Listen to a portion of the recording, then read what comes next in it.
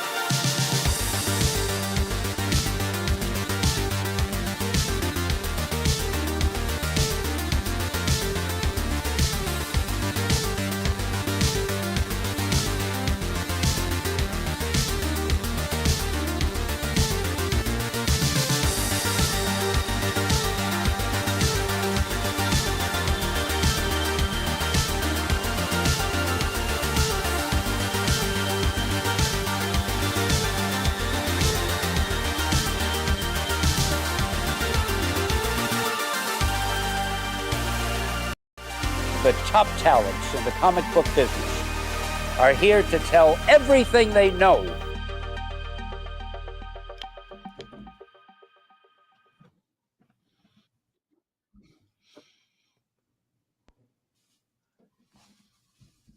Oh, you there? Ladies and gentlemen, welcome to another Tuesday morning for me. It's still morning, but it's Tuesday night across the pond. And that is the important thing. And we have a very special guest tonight. That is probably one of the guests that we all wanted to have on the show. When we were first talking about the show, there was one person that we all said we would really love to have. And the way I like to talk about this person is listen, the term OG stands for original gangster. Now, I'm not saying this guy's a gangster, but when it comes to comic book journalism, he is the OG. And I like to consider what I do over here, what we do over here, a form of comic book journalism. And this guy is at the top of the mountain when it comes to that. And I am super stoked to be here with my two compadres, Jesse Criscione and Dennis Barger, to talk about this amazing guest. Jesse, can you explain a little bit about your relationship with this guest? Right. You know, what's funny is when you first come into this industry, you're looking for a voice. And it's very challenging. Dennis knows this. You know, Dennis and me are old school guys, but you had a pillar of people that kind of had a voice. And so you had to break in. And the only way I could figure out was to break in was this company called Bleeding Cool that as a young chap collecting comic books, when it first came out, I would follow it. And I say, you know, one day I hope I could actually talk about comic book collecting.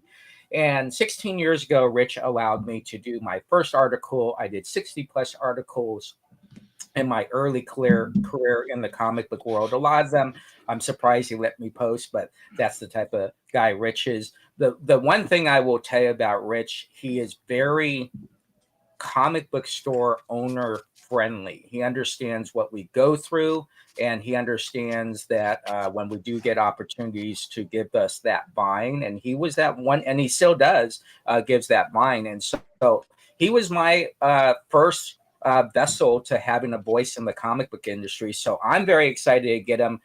Dennis, what about you? Same thing, Jesse. I started in 2005, 20 years ago this month. End of this month was my first day open. And I immediately am like, what the hell did I get myself into? This industry is so disjointed. I hear the same 5 names getting bandied about at that time it was ICV2 and a couple other websites. And I'm like, who the hell are these guys? And then I met some of them at the first retailer summit. And I'm like, who the hell is the people running this business? And I started identifying, that's somebody I can trust. That's somebody I can listen to. That's somebody I can get the ear of. But I didn't have a voice. Right. And then there was this period of time where kind of I had this epiphany. And I heard my name for the first time from our guest. And then I realized there's a famous quote from American history. You send me the pictures, I'll send you the war. It was, I think, William Randolph Hearst and the bombing of the Maine. And I was like, oh, wait a second. I'm the guy on the inside. I have the pictures. This is the guy who is starting to get the voice of this industry. He can give me my voice. So I would feed my information to the point where, Jesse, I think you remember this. I had to go to a funeral for New York Comic Con, and what's his name? Kirkman, Robert Kirkman. Yeah. He apparently opened up his retailer summit with like, is Dennis here? Is Dennis here? Okay, I'm going to share a whole bunch of pictures because he's not going to send it to Rich Johnston. Right. That was how Robert Kirkman opened his retailer breakfast at New York Comic Con. That's how close the relationship between Rich and I and the industry had gotten. So with no further ado, ladies and gentlemen, the OG, Rich Johnston. Rich, how you doing, my friend? Oh, hello. Did you send me those pictures, Dennis? Yeah. I'm still waiting on them, I think. See what you created? Sure. This panel, this DS to your right or to your left, was created as far as our voices go from you. So Dr. Frankenstein, right over there. That's insane. That's impossible. I can't believe any of that. Also, who's going around here calling me a journalist? I'm not self-identifying with that kind of word anymore. It brings all sorts of expectations and professional, statuses. Nah, I'm a reporter. I'm a hack. I'm a gossip columnist. That's kind of what I'll always do and what I'll always be. And I'm not the Muckraker, as we OG. call it here in the U.S. Not the OGs. Loads of people before me. Gary Groth, Paul Levitt, loads of people. I follow in their wake. Well, you know why I say you're an OG, Rich, is because, I mean, for us that do comic book content on YouTube and social medias and stuff, the internet is our playground, and you are one of the first guys to play in that playground with comic journalism in a big way. Again, the J word, but okay. I'll skip past that. But yes, no, 1992. I was at university. I discovered they had this thing on the computers called the internet, which was fascinating. Before websites, before there's any possibility of having a video on them, my word. There were message boards, and I found that I could exercise my joy of tabloid reporting about comic books, which I loved. And I was able to take little bits of, because that was the days when America and Britain didn't really speak as much as they do now. So I was able to take stories that were known to the British comic book people and tell the Americans about them. And then vice versa, I'll be able to take stories that the Americans are talking about and tell the Brits. So I was kind of like a midway man initially. And then it just kind of grew from there. Eventually people started coming directly to me. And that's how everything blossomed. Yeah, absolutely amazing. It's probably the go-to site. It's been the go-to site for a lot of people for many years for comic book news of all sorts.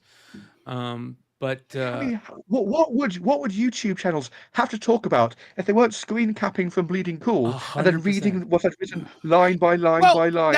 That's a good starting. I don't know. But that's a good starting point, Rich. When you started, what year did you start at Bleeding Cool? Well, Bleeding Cool, it's 16 years ago, so that'd be 2009. Yep. Okay. So what was around at that time that was the filter between basically the comic book publishers and their publicists and the end user consumer? Well, I mean, you talk about lying in the gutters, because that's what I was doing before. Well, yeah, But in general, that'd be on CBR, there's Newsarama, there was the Beat. Oh God, I forgot about Newsarama. Did they just disappear? Well, their AI they were ran bought now. by Games Radar. They're still there. They're under Games Radar. They're still doing stuff. I read it sometimes if it's good. But the thing was, there was such a giant landscape prior to that. So There was it was very much Wild West. There was lots of people throwing money at stuff and then running away with the money. So I was just basically jumping from one thing to another. There was still a magazine when you started. Yes, there were. Yeah, that's right. Comics.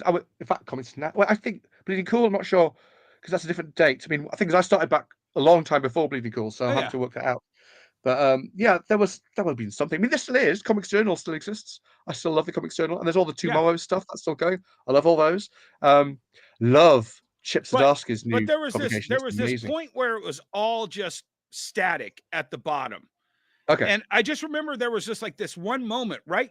Almost right. What was the first big story that Bleeding Cool broke that kind of made this start to rise? I mean, Bleeding Cool itself. I mean, the first day we had. We hear that Mark Miller and Dave Gibbons are working on a comic book together. Now that would turn out to be the Secret Service, which would turn out to be Kingsman. Yep. So but that was day one. So I don't know. There's always been stuff. Things.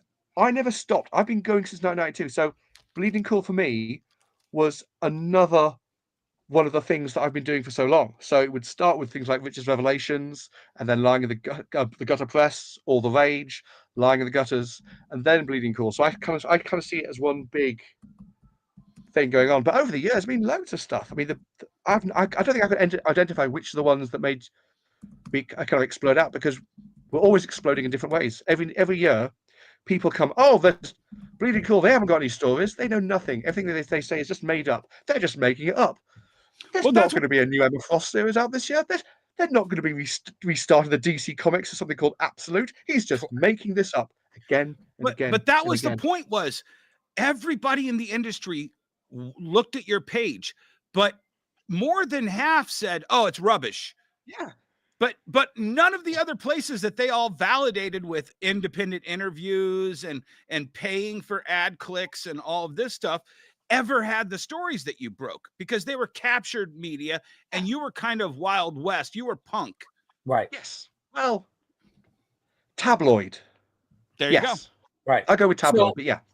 So is it a challenge because you're a daily source? It's not like a YouTube channel that does, 2-3 shows a week.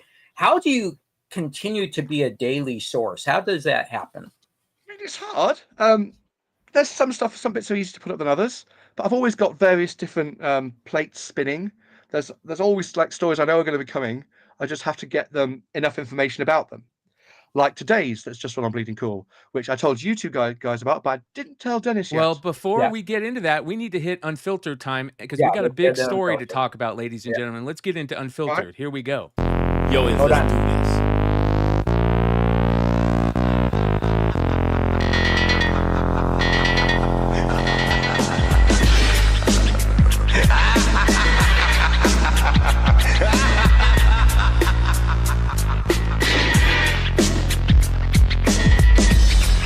Most valuable commodity I know of is information. Wouldn't you agree? Now, information is the key to this. Ladies and gentlemen, this is the story that broke today on Bleeding Cool. A big story. Diamond Comics auction deadline is tomorrow. Did Todd McFarlane bid? That's what I'm hearing. Yeah, look at Dennis's face. He's doing the face, everyone. Dennis is doing the face. Right. This is a big Yeah. story. I've been hearing it for the last few days. I've been hearing it from multiple people, and Todd McFarlane has not been replying, which is very rare for him, to anything. So I've given it a bit of time. More people have been telling me they're hearing, could this be true? They're hearing it. So I went, well, let's ask the question. So yeah, if that's I thought true, the that's deadline big. was March 31st for bids. No. No. Okay, registering bids No, bids is tomorrow. start. Yeah.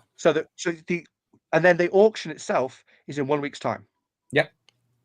Wow. So it's the So 20 everybody puts in their bids, and then Or it 25th, becomes something like like a 25th, something like that, course 24th. bid. Yeah. And then everything has to be gone through, sifted, and worked out what Yeah, everything right. means. And then mid-April, we should have an idea about what is and where things are and where everyone will be. Yeah, There was this is- some, I think it was the Baltimore Sun or something, they reported it's all going to be done by the end of, or the beginning of April, end of March. Well, it's not. That's not. The bankruptcy, Chapter 11, is a very specific time window. So we've got a few Right. weeks left to find out what's actually happening. But yeah, it could change. I So, mean, as well, Dennis know, Can we break if this down? Todd buys, if Yeah. Todd does indeed buy Diamond, which would be for his toy distribution business, let's be clear what he'd want it for. Comics books on the side. Will Image really stay at Luna? that's the question. I wouldn't. Yeah. And if they do, Todd's got all his DC toys going through. If he does indeed buy Diamond, how long could he drag DC along with him? There's all sorts of possibilities. Right. All these Diamond publishers who have had to run off to Luna, will they come back? It is or would they actually want to be distributed by one of their competitors? As Dennis will know, that's a big issue. So there's lots of things up in the air at the moment. And even if this is actually true, and if he has indeed actually made a bid, I have heard he has from some senior sources, but it doesn't actually mean he has. So I've There's a heard question mark on the end of that for a reason. I've heard a lot of different things as well. Go for it, Dennis. Spill. But nothing in particular. Like, I've talked to some people who are like, hey, it's cheaper to build your own than to buy Diamond. Diamond has no actual assets other than liabilities. There's a lot of things. That's not true. Well, I'm sorry. What they have is probably it's the reason why McDonald's became a thing. They've got a procedure, a very, very, very tight procedure, and everything worked out and everything laid up. You put something through Diamond and it gets split and sifted. It's magical. And this is what we're doing with comic books here, not with trade paperbacks or with toys. Comic books are hard to distribute Yes. and still remain near mint. And Diamond had managed mostly, even though I know Dennis will dispute this, basically to get it better than at that kind of scale, better than anybody else. At least I think until Luna came along. You'll remember when Penguin Random House tried it for those first few weeks. They had to have a very steep learning issue on that. Yes, a curve on that. So I don't know. Sure. I think there's value Yeah. there. I think it's value there And for all sorts of people. and one of these things when it happens, if a McFarlane or Jeff Smith or whoever it is, they have a group of investors that come in and they say, okay, here's how much money we want to put in. But then they're also looking at, if we put in this much money, do we have to move the headquarters? Are we then keep the same warehouse? Well, if it's Todd McFarlane and technically it's Arizona, right? You have a fresh start. Can I give you, but Jesse, can I give you a little history? The other thing is it even called Diamond? No idea. No need to be. Let me give you a little history lesson. So Todd, two of my mentors were Paul Burke and Gary Reed. Paul Burke ran Staber, whatever it was that produced all those early comic book videos that we actually stole that Stan Lee clip from. Paul was Todd's art manager at that time. Yeah. And Todd wanted to be a toy manufacturer.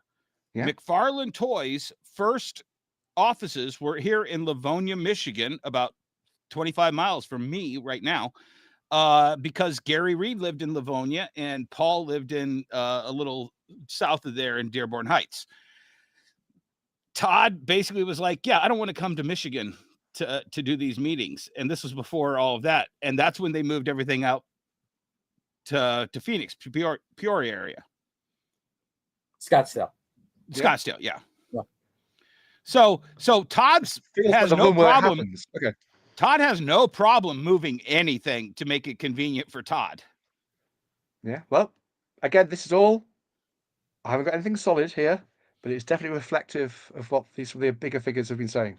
Well, and he's about to get the Marvel license, right? Is that a done deal? I don't know. The toys. I think it was there. I don't know if it's been signed off, but yes. Right. Yeah, and I think this changes everything. This article changes every single bidder's mindset. So if it is Universal, do you want to get into a bidding war with a crazy motherfucker who spent $3 million on a baseball? I mean, it all could also be split up. I mean, does Todd want Alliance Games? Does Todd want Diamond UK? Maybe not.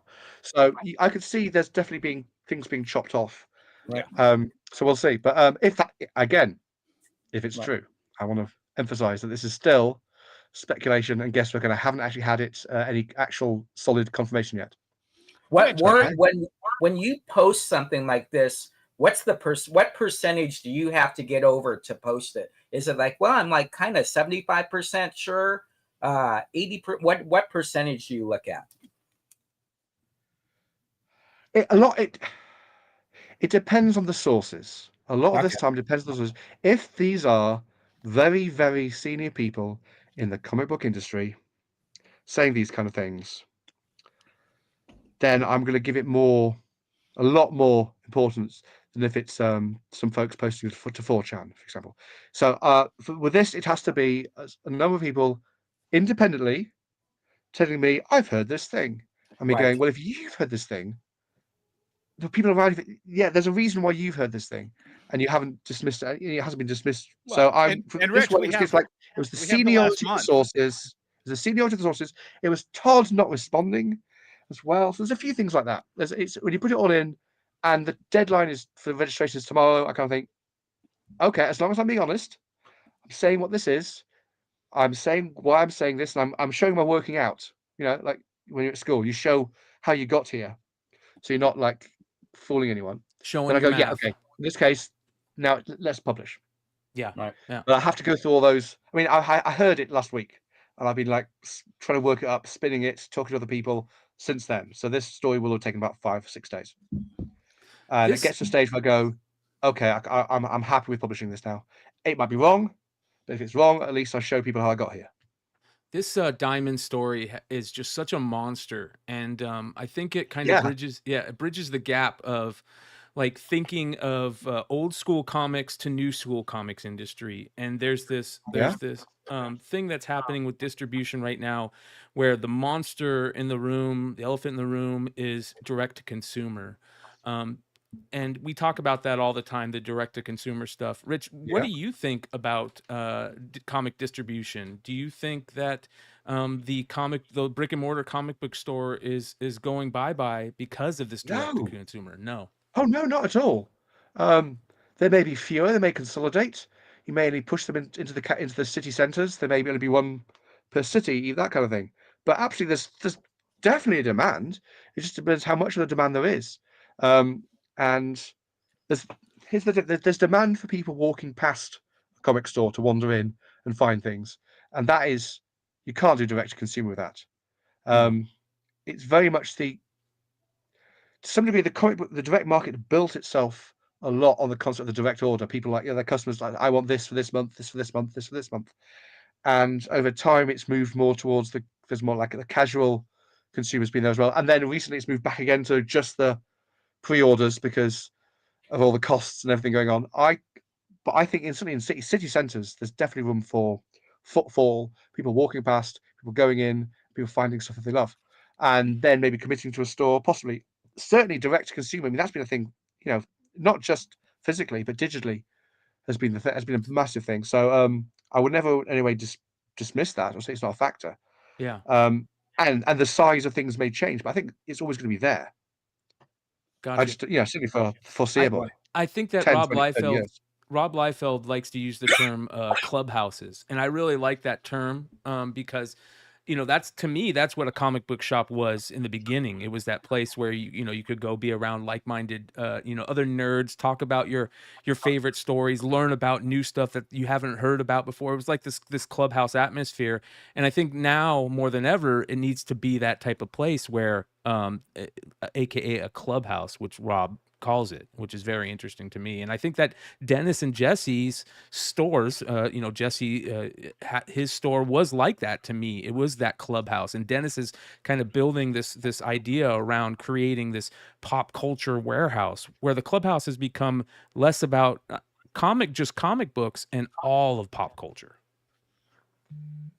How do you stop yourself becoming the Eltingville Club? Or do you? Well, so Rich, I don't know if you know the history of High Fidelity, the vinyl shop. That movie. No. It was based on a book about a Oh, British. sorry. I know the book. Yes. Yeah. And Cusack and the producers get a hold of it, and they're like, "Oh, we could totally transfer this to Chicago because this is such a zeitgeist from two different worlds that all shares the same language."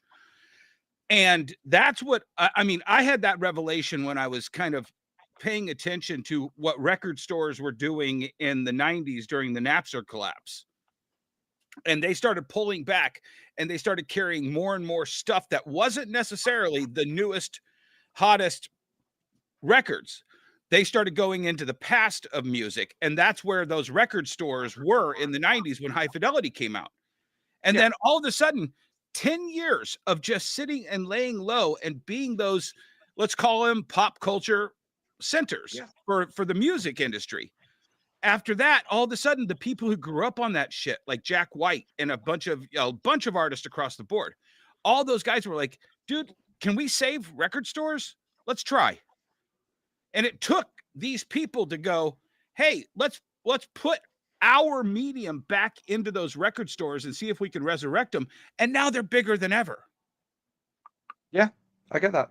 And I think that's where the comic book store has to kind of see that it's going. As Diamond collapses, if Lunar collapses at some point in the future, because they just can't take on as much weight as they're taking on right now, as Penguin Random House says, yeah, no, we're good with the 5 or 6 people we've got, and we'd rather just make them 100% of our operation so nobody else gets in. When that happens, it all starts shrinking, and they have to be able to shrink with that industry and survive it, like Jesse and I. Yeah. Yes, that's fair. That's a fair point. That'd be interesting to see. I also want to see which celebrities might be buying more comic book stores, because that's always fun. Right, exactly. Yeah, and what's funny about what we're talking about, look at Bleeding Cool, how it pivoted to wrestling and other things as well. Because, nothing to do with me. That's all them lot. Okay, explain that to us. Explain that to us. So, okay, well, I don't own Bleeding Cool. I've never owned Bleeding Cool. Bleeding Cool is not me. I'm a writer for Bleeding Cool. Okay. Bleeding Cool is owned by Avatar. Right. Avatar Press, the publishers of, crossed and all that kind of Crossed. stuff. Yep. Yeah. Yeah. Christian. William. Yeah. Yeah. William. Yeah. Okay, William Christensen, yes, Yeah. absolutely, and all the animal providence, all that kind of thing. So Bleeding Cool was initially, I think, kind of like a spin-off of that. He just wanted to have his own news reporting website, which is great. I was happy to do that, and now it's become what Avatar is. It's just grown, and so lots of other writers and lots of other people have been brought on, lots of other editors to do their own fields. That's got some kind of linkage with the comic book people. So yeah, TV, film, games, Right. collectibles, wrestling, all sorts of things. Which I know nothing about wrestling, and I'm very happy to keep it that way. So that's what other people do, and that's Right, fine. sure. I don't have to even Can think I about tell it. you a funny story, Rich? Is it going to be funny? It's going to be mildly funny because I was in the middle Go of for it. nowhere because of you. So I'm like, oh, Bleeding Cool. I know those guys. Oh, hey, there's an address.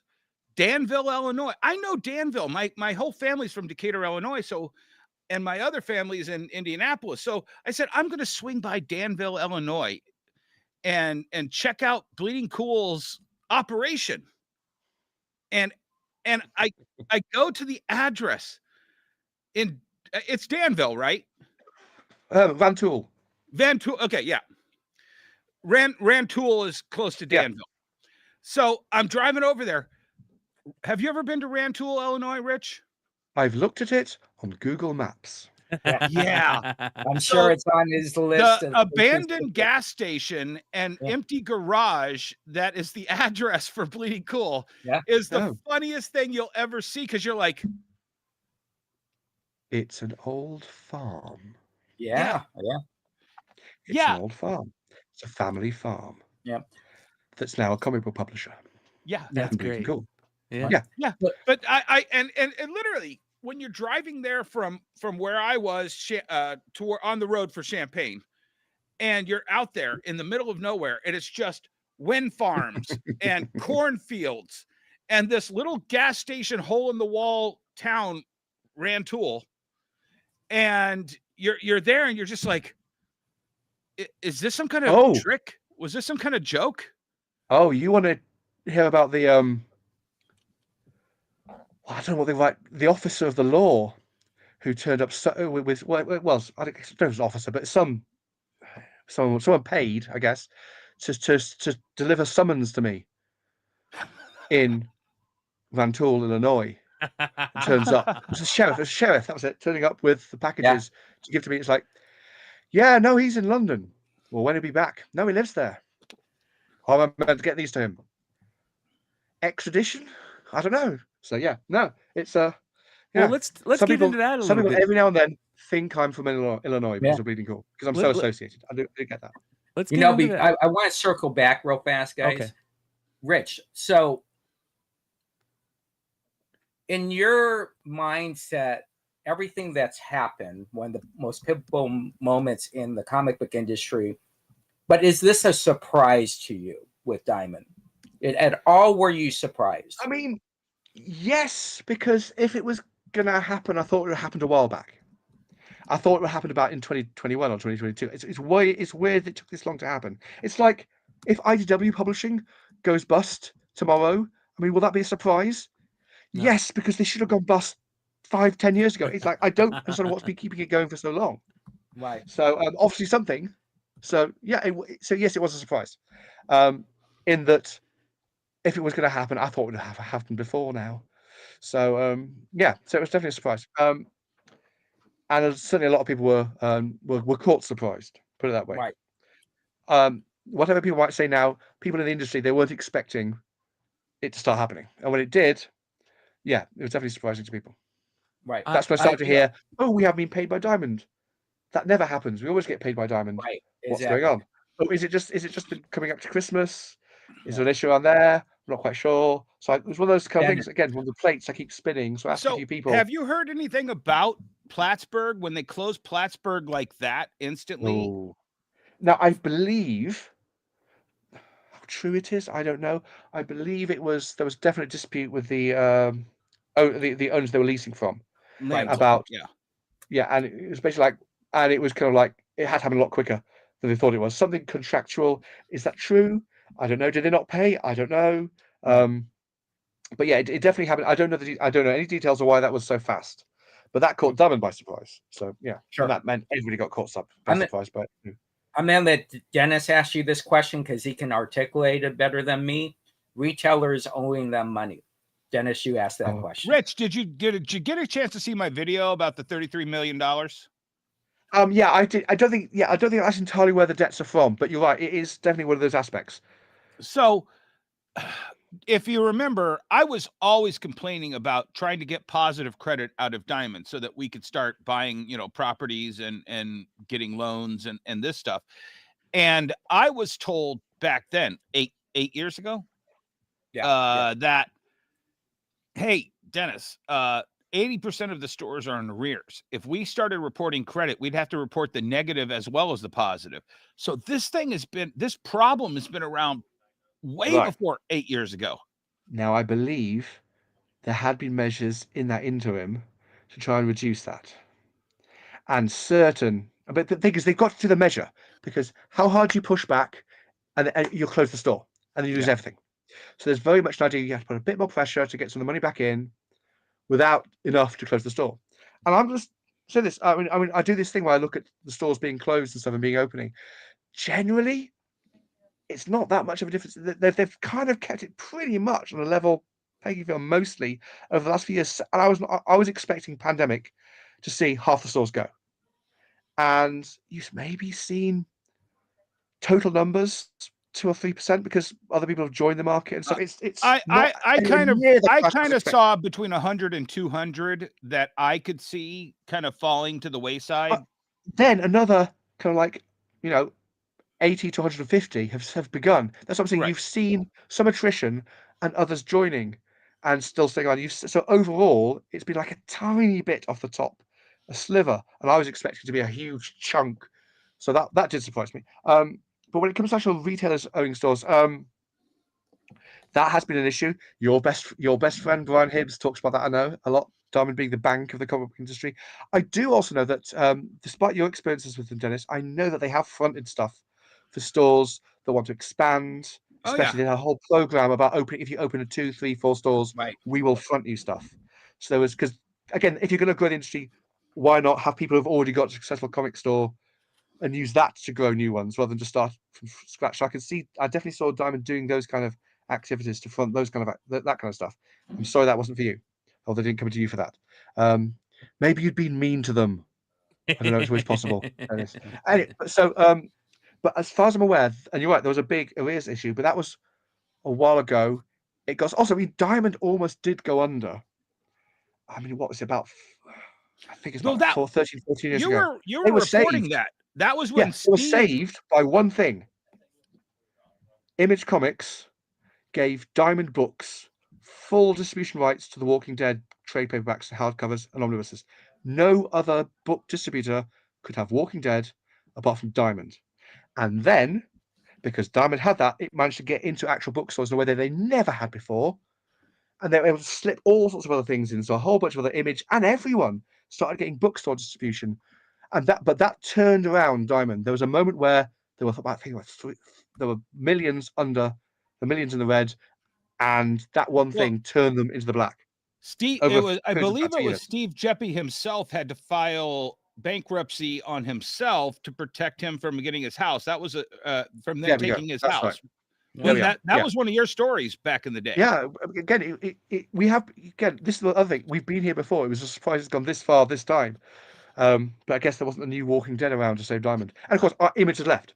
I mean, Image, bless them, they've done so much to stick with Diamond. They'd stuck with Diamond for a lot longer than anyone thought. Stuff. Yeah, that's what I want to talk about. It was just like, we can't do it anymore. I sent you that link to that episode. Oh, I turned that link into a number of stories. That was a very useful link. Thank you, Dennis. Well, and you know what? I was absolutely really pissed at Image for doing that. But when Nikki explained that, the way Eric Stevenson had talked to Nikki about it, I was blown away because I was like, wow, yeah. He goes, how many of you guys have been divorced? And we all raised our hands.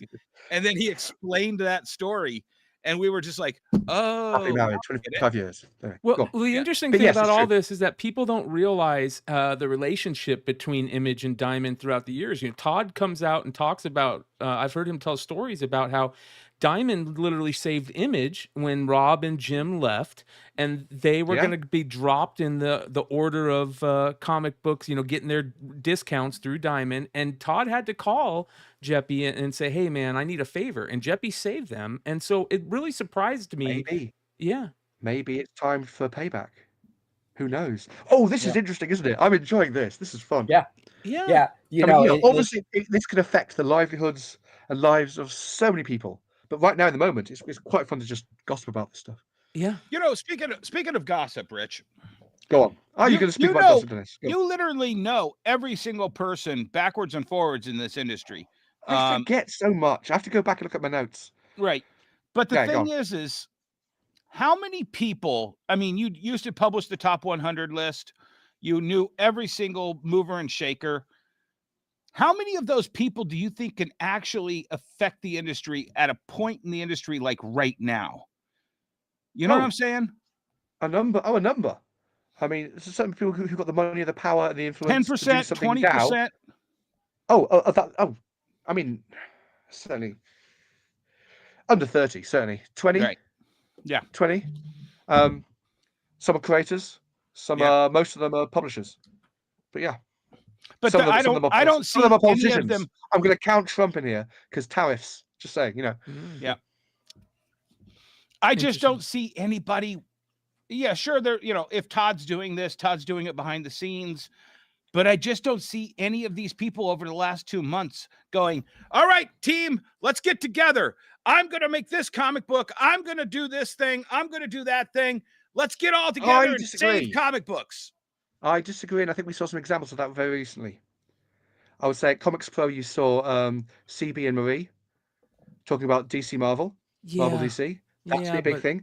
I think we've seen Jeff and Jim coming back for Batman for Hush. These are they're digging out the corpse to some degree, but this is the old reliables. So I've definitely seen this kind of thing. I look at people like your big friends, Jesse, Bad Idea with their Planet Death, pushing that out at. I mean, that's a big, fat comic book for their first issue, and they're pushing that out at 25 cents a pop to retailers to sell for whatever you want, or whatever you can get. These are the kind of things these are the injections that I think will do wonders for people, and it can also engineer a lot of love from readers to their comic book stores as well. And you'll see this stuff coming. I mean, those are some big examples, but I think there's others too. I look at things like that James Tinian's doing. He's doing his big comic book tour around the country for Exquisite Corpses, a new signing in a new city, in a new comic store for every issue. That kind of, and bringing his creators with him. That kind of thing is great. So I do see those kind of moves being made. And then you look at things like Absolute and Ultimate. Those are monsters, and those just weren't there. There was something interesting that happened last year with a store back east, Comics Palace, of course, Glenn O'Leary, and this really interesting show that Mark Millar did on the whole thing, where he brought on retailers to kind of talk about everything that's going on. And Mark brought up the fact that he thinks that the big creators out there, him, Grant Morrison, Jim Lee, Scott Snyder, they need to be going to the big two every so many years and doing something over there to keep the comics industry alive. Because if the big two aren't running strong, then comics industry isn't running strong. Do you agree with that, Rich? Well, Mark Millar's sales at Dark Horse have been quite low of late. I think there's always new people kind of coming up. I always think the industry definitely needs that kind of those people, the big names, to come back with their new big thing. That always happens, and it does well. I mean, I said, look at the sales on the new Batman. Look at Ultimate. Look at Absolute. That's what that is. But they're also finding ways to use fresher voices, newer voices, and giving them that injection as well. I mean, what's his name? Dennis Camp, the guy who's doing Ultimates and doing Absolute Martian Manhunter. Now he's kind of come from nowhere. Yes. A really good Image series. A couple of bits here, like an X-Men miniseries thing. And now he's huge. Yeah. I look at someone like DC, people like Ram V, who's again come from relatively nowhere, but he's got a huge reputation for these kind of stories. Al Ewing as well. So I don't know if it's, but for those big numbers, yeah, get the old guys back in again. Frank Miller, Tom McFarlane, Jim Lee is doing it. So yeah, these things do happen. But also Mark Miller does want a Marvel gig. There is it's kind of a quite good thing for problem him with to- that, though, in the fact that, and this is big in the news right now, of course, that big, huge blow up on social media with Dustin Nguyen and calling out Marvel and DC for not paying creators, which it kind of is a catch-22. Well, for those books, they're definitely getting paid and getting paid well. I mean, if you sell enough to get royalties, you're kind of doing okay. DC pays slightly less royalties, but they do pay on foreign rights, so you can get more that way. And Marvel, I know that's a big issue. I think it's a big issue inside Marvel as well. They're not actually allowed to sell abroad and pass those rights on. So there definitely are some issues with those kind of payments. I did a breakdown recently of what actually a starting artist can make at Marvel and DC, and people are saying it looks like minimum wage rates. And it's not when you put everything in, what they can earn. You'll be making about 60-70K a year. As a starting artist at Marvel and DC, and more as you go on. So as long as you like doing a page a day or 20 pages a month. So absolutely, there's a career to be made there. Now, you're right, other places will end up offering you more money. I mean, Mark Miller did very, very well with Netflix, better than anybody else has. I think it was about 35 million. I think what I'm being told, I don't know how true this is. I think Kirkman made more than Millar when it's all said and done, though. Oh yeah, yes, absolutely. Yeah. But he didn't so much sell out. He basically kind of co-founded, so he had to put money in. Now he's made bank off it, obviously, but he had to put money. Mark's not putting money into anything. He's having the money given to him, and that's fine. He's a very sensible man. But I think it was about like $1 more than Jack Kirby's estate got from Disney. So I think there's very much an idea of like that's the kind of level, or certainly that was the kind of level we want to be on. So yeah, so he's a very clever. He's one of the cleverest players. Do be aware when he talks about this kind of stuff, he does have an agenda, and so he should, about serving himself, and that's absolutely fine. That one was specifically I'm going to be getting a Marvel gig. I'm preparing the work. This is why I'm doing it. I'm not doing it for myself.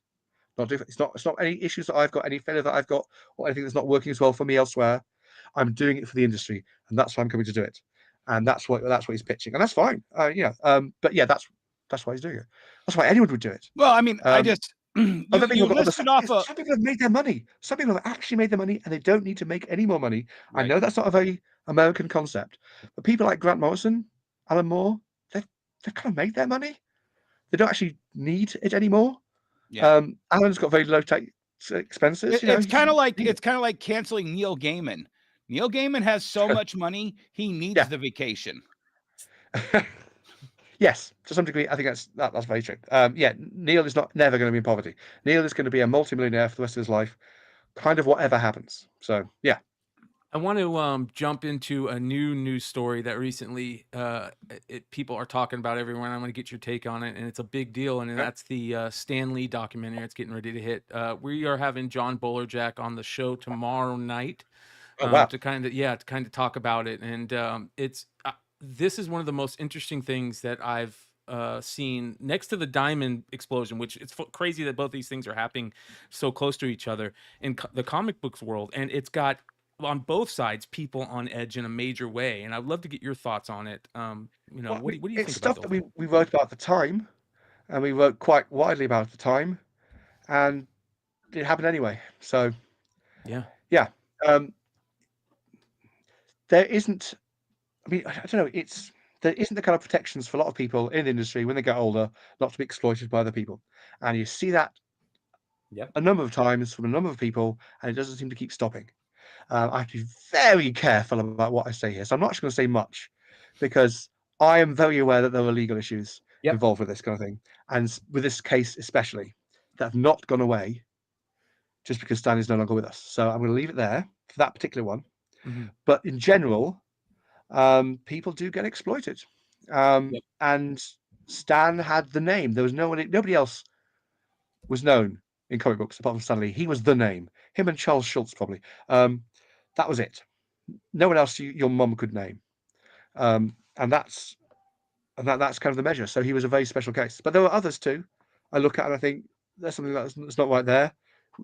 One creator, the way they're being represented or being by the manager, that kind of thing. I think that's not right. And sometimes I can do things to help. Sometimes I can contact authorities, which I have done. If I can, I will, because I also have my limits. I'm very aware that sitting in a house in Southwest London, there are limits to what I can do. But if I can do something, I will do. Also, sometimes me running a story will make things worse.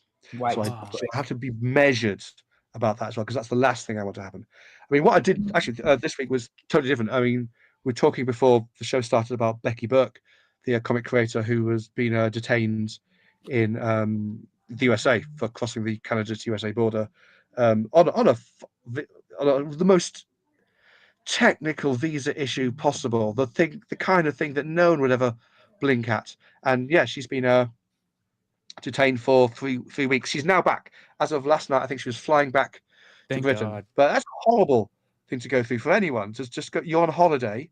You're only going for you're going for a period of time. You're not trying to stay anywhere. You're not immigrating to a country. You're just going on holiday, and through a little visa blip, you end up getting detained for 3 weeks in horrific conditions. And it's been absolutely horrible. So I've been Bleeding Cool was the first site to cover that story. It then got picked up by a lot of media. Hopefully, we helped to that in that way. And I know politicians and ambassadors and people were talking as and if we in any way help that to get the wheels moving, as it were, I'd be very happy to hear that. We've also kept it in the news. It became a thing about 2 weeks ago, and then everyone kind of forgot about it. We kind of kept trying to keep the wheels going just to make sure everybody was aware of this. So I want to go back to Stan Lee though. Being held, but if you go down, you'll see there's an update saying that actually she's on the way back. So That's update, amazing. she's coming home. There we go. I saw that last night, I think. That's amazing. Good. Let's go back to Stan Lee though. Okay, and it was kind of interesting because Jesse, I don't think we've talked about this yet.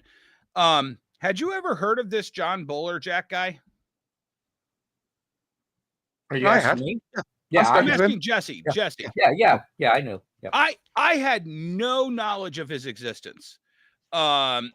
He was very periphery on the Stan Lee hierarchy. Because I had dealt with Stan and Max and a lot of those guys multiple times for a good 15 years prior to 15 years from now, starting in like 2009. I think what you said earlier of sometimes making the story can do harm. This guy was not on anyone's radar. And now all of a sudden, every story I see about him and his documentary, every YouTube video I see about him, everybody is calling this guy out. You look at the top 10 chats of every YouTube video. It's like, well, why didn't you do something then, asshole? There's a lot of... I'm not going to call him out. I know some of the complexities. Right. I'm not going to call him out. No, I'm not calling him out. I'm saying by staying off the radar, he was completely not in this issue, but by bringing this thing up, all of a sudden he's become like this huge target. Okay, he was in the issue. I spoke to him many times over the years, and that involving this very specific subject. So I was aware. I'm sure I've mentioned his name at some point in reportage, definitely. And while I don't want to know I don't know the truths. I don't know how much of what he's representing is right. I don't know that either. I'll be definitely watching the documentary. I don't see him as someone who hid himself away. No. Right. If he was speaking, because we definitely talked, he would have talked to other people too. Yeah. Right. He would have talked to Hollywood Reporter. He would have talked to everyone. So. Yeah, it's gonna be interesting. We're gonna have him on tomorrow night, and I'm really looking forward to seeing what he has to say. I haven't seen the other interviews he did. I know he did a big interview with Gary at Nerdrotic. Shout out to Gary. Love Gary over at Nerdrotic, and I know he talked to Rob, and I listened to Rob's latest observations where he talked about John, and he really vetted. He really stood up for John and said John was a good guy. But there's always two stories, two sides to every story, and we're 4 sides to every story. Yeah, 7. And that's about 7 sides to this one. Yeah, exactly. Yeah. So that'll be fair. That'll be a fair thing to bear in mind. Right. Don't take everything he says at face value. Mm-hmm. Some people have, and that's fine. And if they want to be that way, that's fine. But don't take anything. Again, you said some people are condemning. I'm definitely not doing that at all. I'm not calling them out. But just with anyone who's been involved in this case, I would take what they say. Just be aware that there were, as you said, 7 sides to every story, and with this side, this story especially. Amen. So There are other figures that he will condemn, I'm sure, who I don't think it's fair to condemn. And there are other figures he will condemn who I think it is most definitely fair to condemn. right. And I'll go with that. I'll leave it at that. Amen. Amen. So let's talk about that, the evolution of social media and content creators. Can you kind of talk about your thoughts about how when you first started to where we're at? Because you're writing stories and then you have content creators that are literally grabbing that story and going in every direction. Me. Oh, yeah. oh, it's fine. I take it as flattery. There are websites that parody Bleeding Cool. I just take that as flattery. You know, it's almost like if we get the head of all the Comicsgate YouTubers and they all come down with a Bleeding Cool, it's terrible for doing this or whatever. Fine. Okay, I'm quite happy with that. Real quick, If we provide that kind of stuff, yeah, take it. It all comes back to us in the end, and it also helps when we're trying to break other stories because it does. If it could be emphasised that Bleeding Cool is important to whoever, good or bad, that will help us get stories because people will be more confident in talking to us. Yeah, because they know if they talk to us, the stuff it'll get out there. Well, I'll be honest. I love, that's why one of the reasons why we really wanted you to have you on the show. Bleeding Cool is such an important part of my show prep. What I talk about on the show. I try to do my best not to read your whole article verbatim because I think that's cheesy. So I love your little bullet points. So Oh yeah. Now those are pure AI. That's the AI thing that we do. I just press a button and then I look at it and make sure there's nothing too libelous. And that is absolutely, that's the way it goes. Well, that brings up a great question. Yeah. See, I'm not entirely opposed to AI use. Sorry?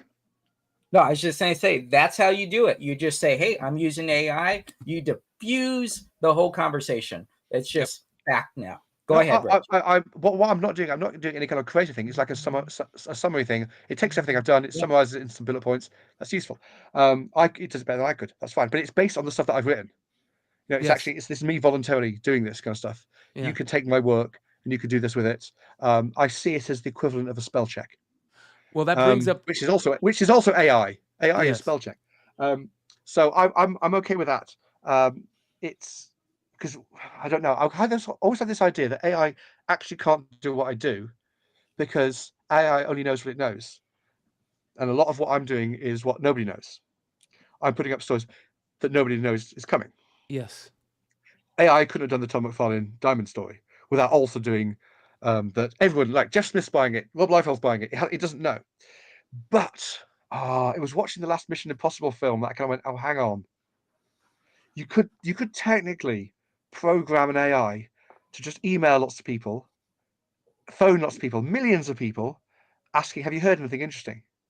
Take the response it gets, sifts them, send other emails back, sift those, and actually create a story based on information that each has actually gone out there and found. And I had that realization, no, AI could do my job. It just hasn't yet.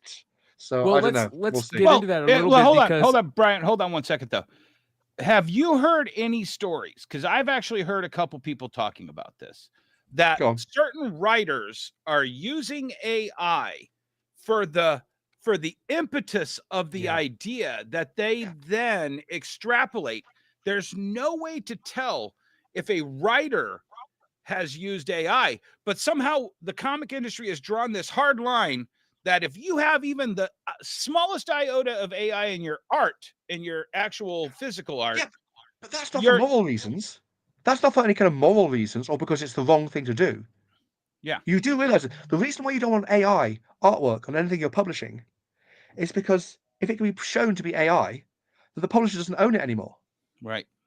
And everyone owns it. And so DC does not want an AI image on its cover, which anyone can then put on a t-shirt or a poster or on their own comic book. Well, I mean, it's not a moral thing. It's a money thing. That's a great point that I've never heard of before. I never really thought of it from that angle. That's brilliant. Yeah, no one owns AI artwork. That's the thing. So, but Todd was livid, when someone won a competition with AI artwork. Yeah. But what about, and I'm just saying this because we know Scott Snyder didn't do this, but let's just pretend Scott Snyder had writer's block. And Scott Snyder said, AI, what's a really good idea for Scott Snyder to do for Batman? Well, if Scott Snyder took Reacher and put a Batman outfit on him, it would make a really absolute great Batman story. No one would ever know. Except people go say, you just ripped off Reacher. Well, I did that. I said that the day Absolute came out. But that's the thing. It's because you actually all it is ripping off people, ripping off existing stuff and mash. That's what AI is best at: is taking two things and mashing them together, sometimes in a way that hasn't been seen before. And that's very clever. That's one of that. But again, if you can see it and you can see what it's ripping off, then you can say, oh, you just ripped that off. So I don't know. You're right. It's less provable, and you can less. But if you can prove it. If someone can actually prove it and then admit to it, and then that means that the latest comic book published by DC is no longer owned by DC. I mean, that is why there are so many rules for creators about not using it. It's nothing to do about morality. They don't care. Maybe a couple maybe care a little bit. They don't care. It's all about, well, what problems is going to cause us in the courts. And when suddenly 20 years later, this new film comes out and the original writer says, oh, actually, that was all AI. I didn't come up with it at all. Yeah. And so suddenly anyone can use it. So that's the big issue. I mean, the thing is, they're going to have that issue anyway. The ownership issue is huge, Rich. Yeah.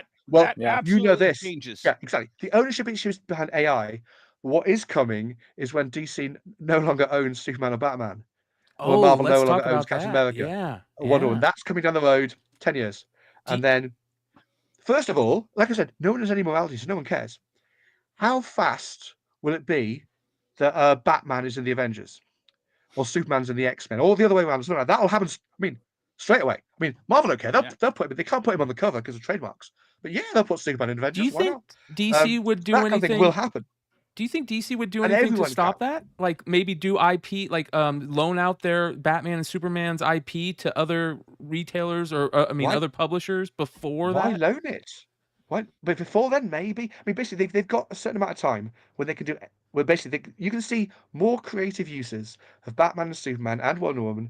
Maybe that's what the Absolute books are in the next few years than you have seen in the last few decades. Yes. Because we've only got 10 years, guys. We might as well do everything we can. It was quite fun to see. So Massive Publishing put out that kind of weird manga version of Popeye. Yes, like last year. I like Popeye. And it was like, it was like, that's very strange for King Features to have approved. It's off model. It's nothing they've ever done before. No, because last year was the last year that King Features had Popeye. Right. And now anyone can do it. I mean, you can't call it Popeye, not on the cover, trademarks, all that. But you can now put Popeye in anything and everything. That's why Mickey Mouse has been in so much stuff. I mean, my word, if Eric Larson could put Mickey Mouse in Savage Dragon the way he did, as a serial sexual predator. Right, yeah. That was crazy. You can do anything. And it's comics, films. That's it. I mean, you will see Batman films straight away. That'll happen. And again, any studio could put Batman in their film. You're Kevin Smith. Are you going to resist putting Batman in your film if you're allowed to? He already has several times. Yeah, but actually we could actually literally have Blunt Man versus Batman, and nothing you can do about it. So this could happen. Have to wait a little bit before Robin, because Robin's a few years later. Don't give him any ideas. That's what it's going to work. Yeah, it's going to be ridiculous, and that I think is where I think you'll see a lot of AI being used, because why not? That'll be the time when it's like if no one owns AI, no one owns Batman. We might as well just use AI to do it then, because no one owns it. Rich, what is more important to you in getting a scoop? Ooh.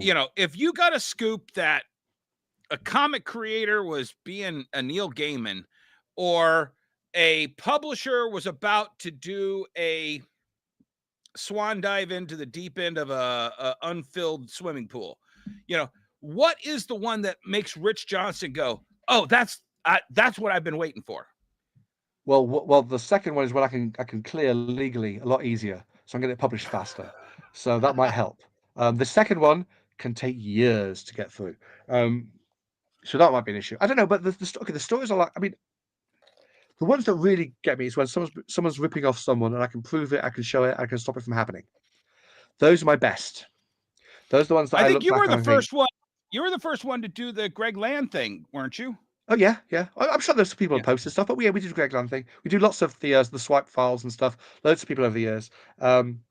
But we also were the first people to do things like Rob Granito or people like Josh Hoops, folks like that. And the time when Rob Granito and Josh Hoops combined, they crossed over in the biggest, when one was ripping off the other. And that story came through. It was like, well, this is just the most impossible, impractical thing that could have happened. I've done my own cross-continuity crossover. This is insane. So those are the ones that, if I can, I always go for, because those are stuff where I know I can make an impact and make a difference, and I can save people from being ripped off. And I have. It immediately I'm happy with that. laser focuses the outrage. Yeah. Yeah. Well, I mean, I try and with those kind of stuff. I mean, outrage gets in the way a lot of the time. You sometimes just have to put the facts up, and if the fact and let the facts speak for themselves, because they can be let the readers do the rage, because it's just there on the page. Do you remember the Powerpuff Girl controversy? I do, Dad. Yeah, I do. Yes, I remember that very well. When you were so outraged, this was cancel culture, Dennis. When Dennis was going out I just said, I can't believe we're doing this, and then that guy over there, you didn't. That just guy say over that. there put it as the headline, and then the Hollywood Reporter picked up on it. It was around the world while we slept. You said more than that. Yeah, you said a lot more than that. You know what's funny is, but here's the funny thing. Me and Dennis were very staunch on what would be the best way to say this, stopping Archie Comics from doing a Kickstarter back in the day, and you helped us get on board. 2015. Look where we are today. Totally different. Where totally different times. I'd say I did disagree with you entirely of that. I seem to remember, and I still do.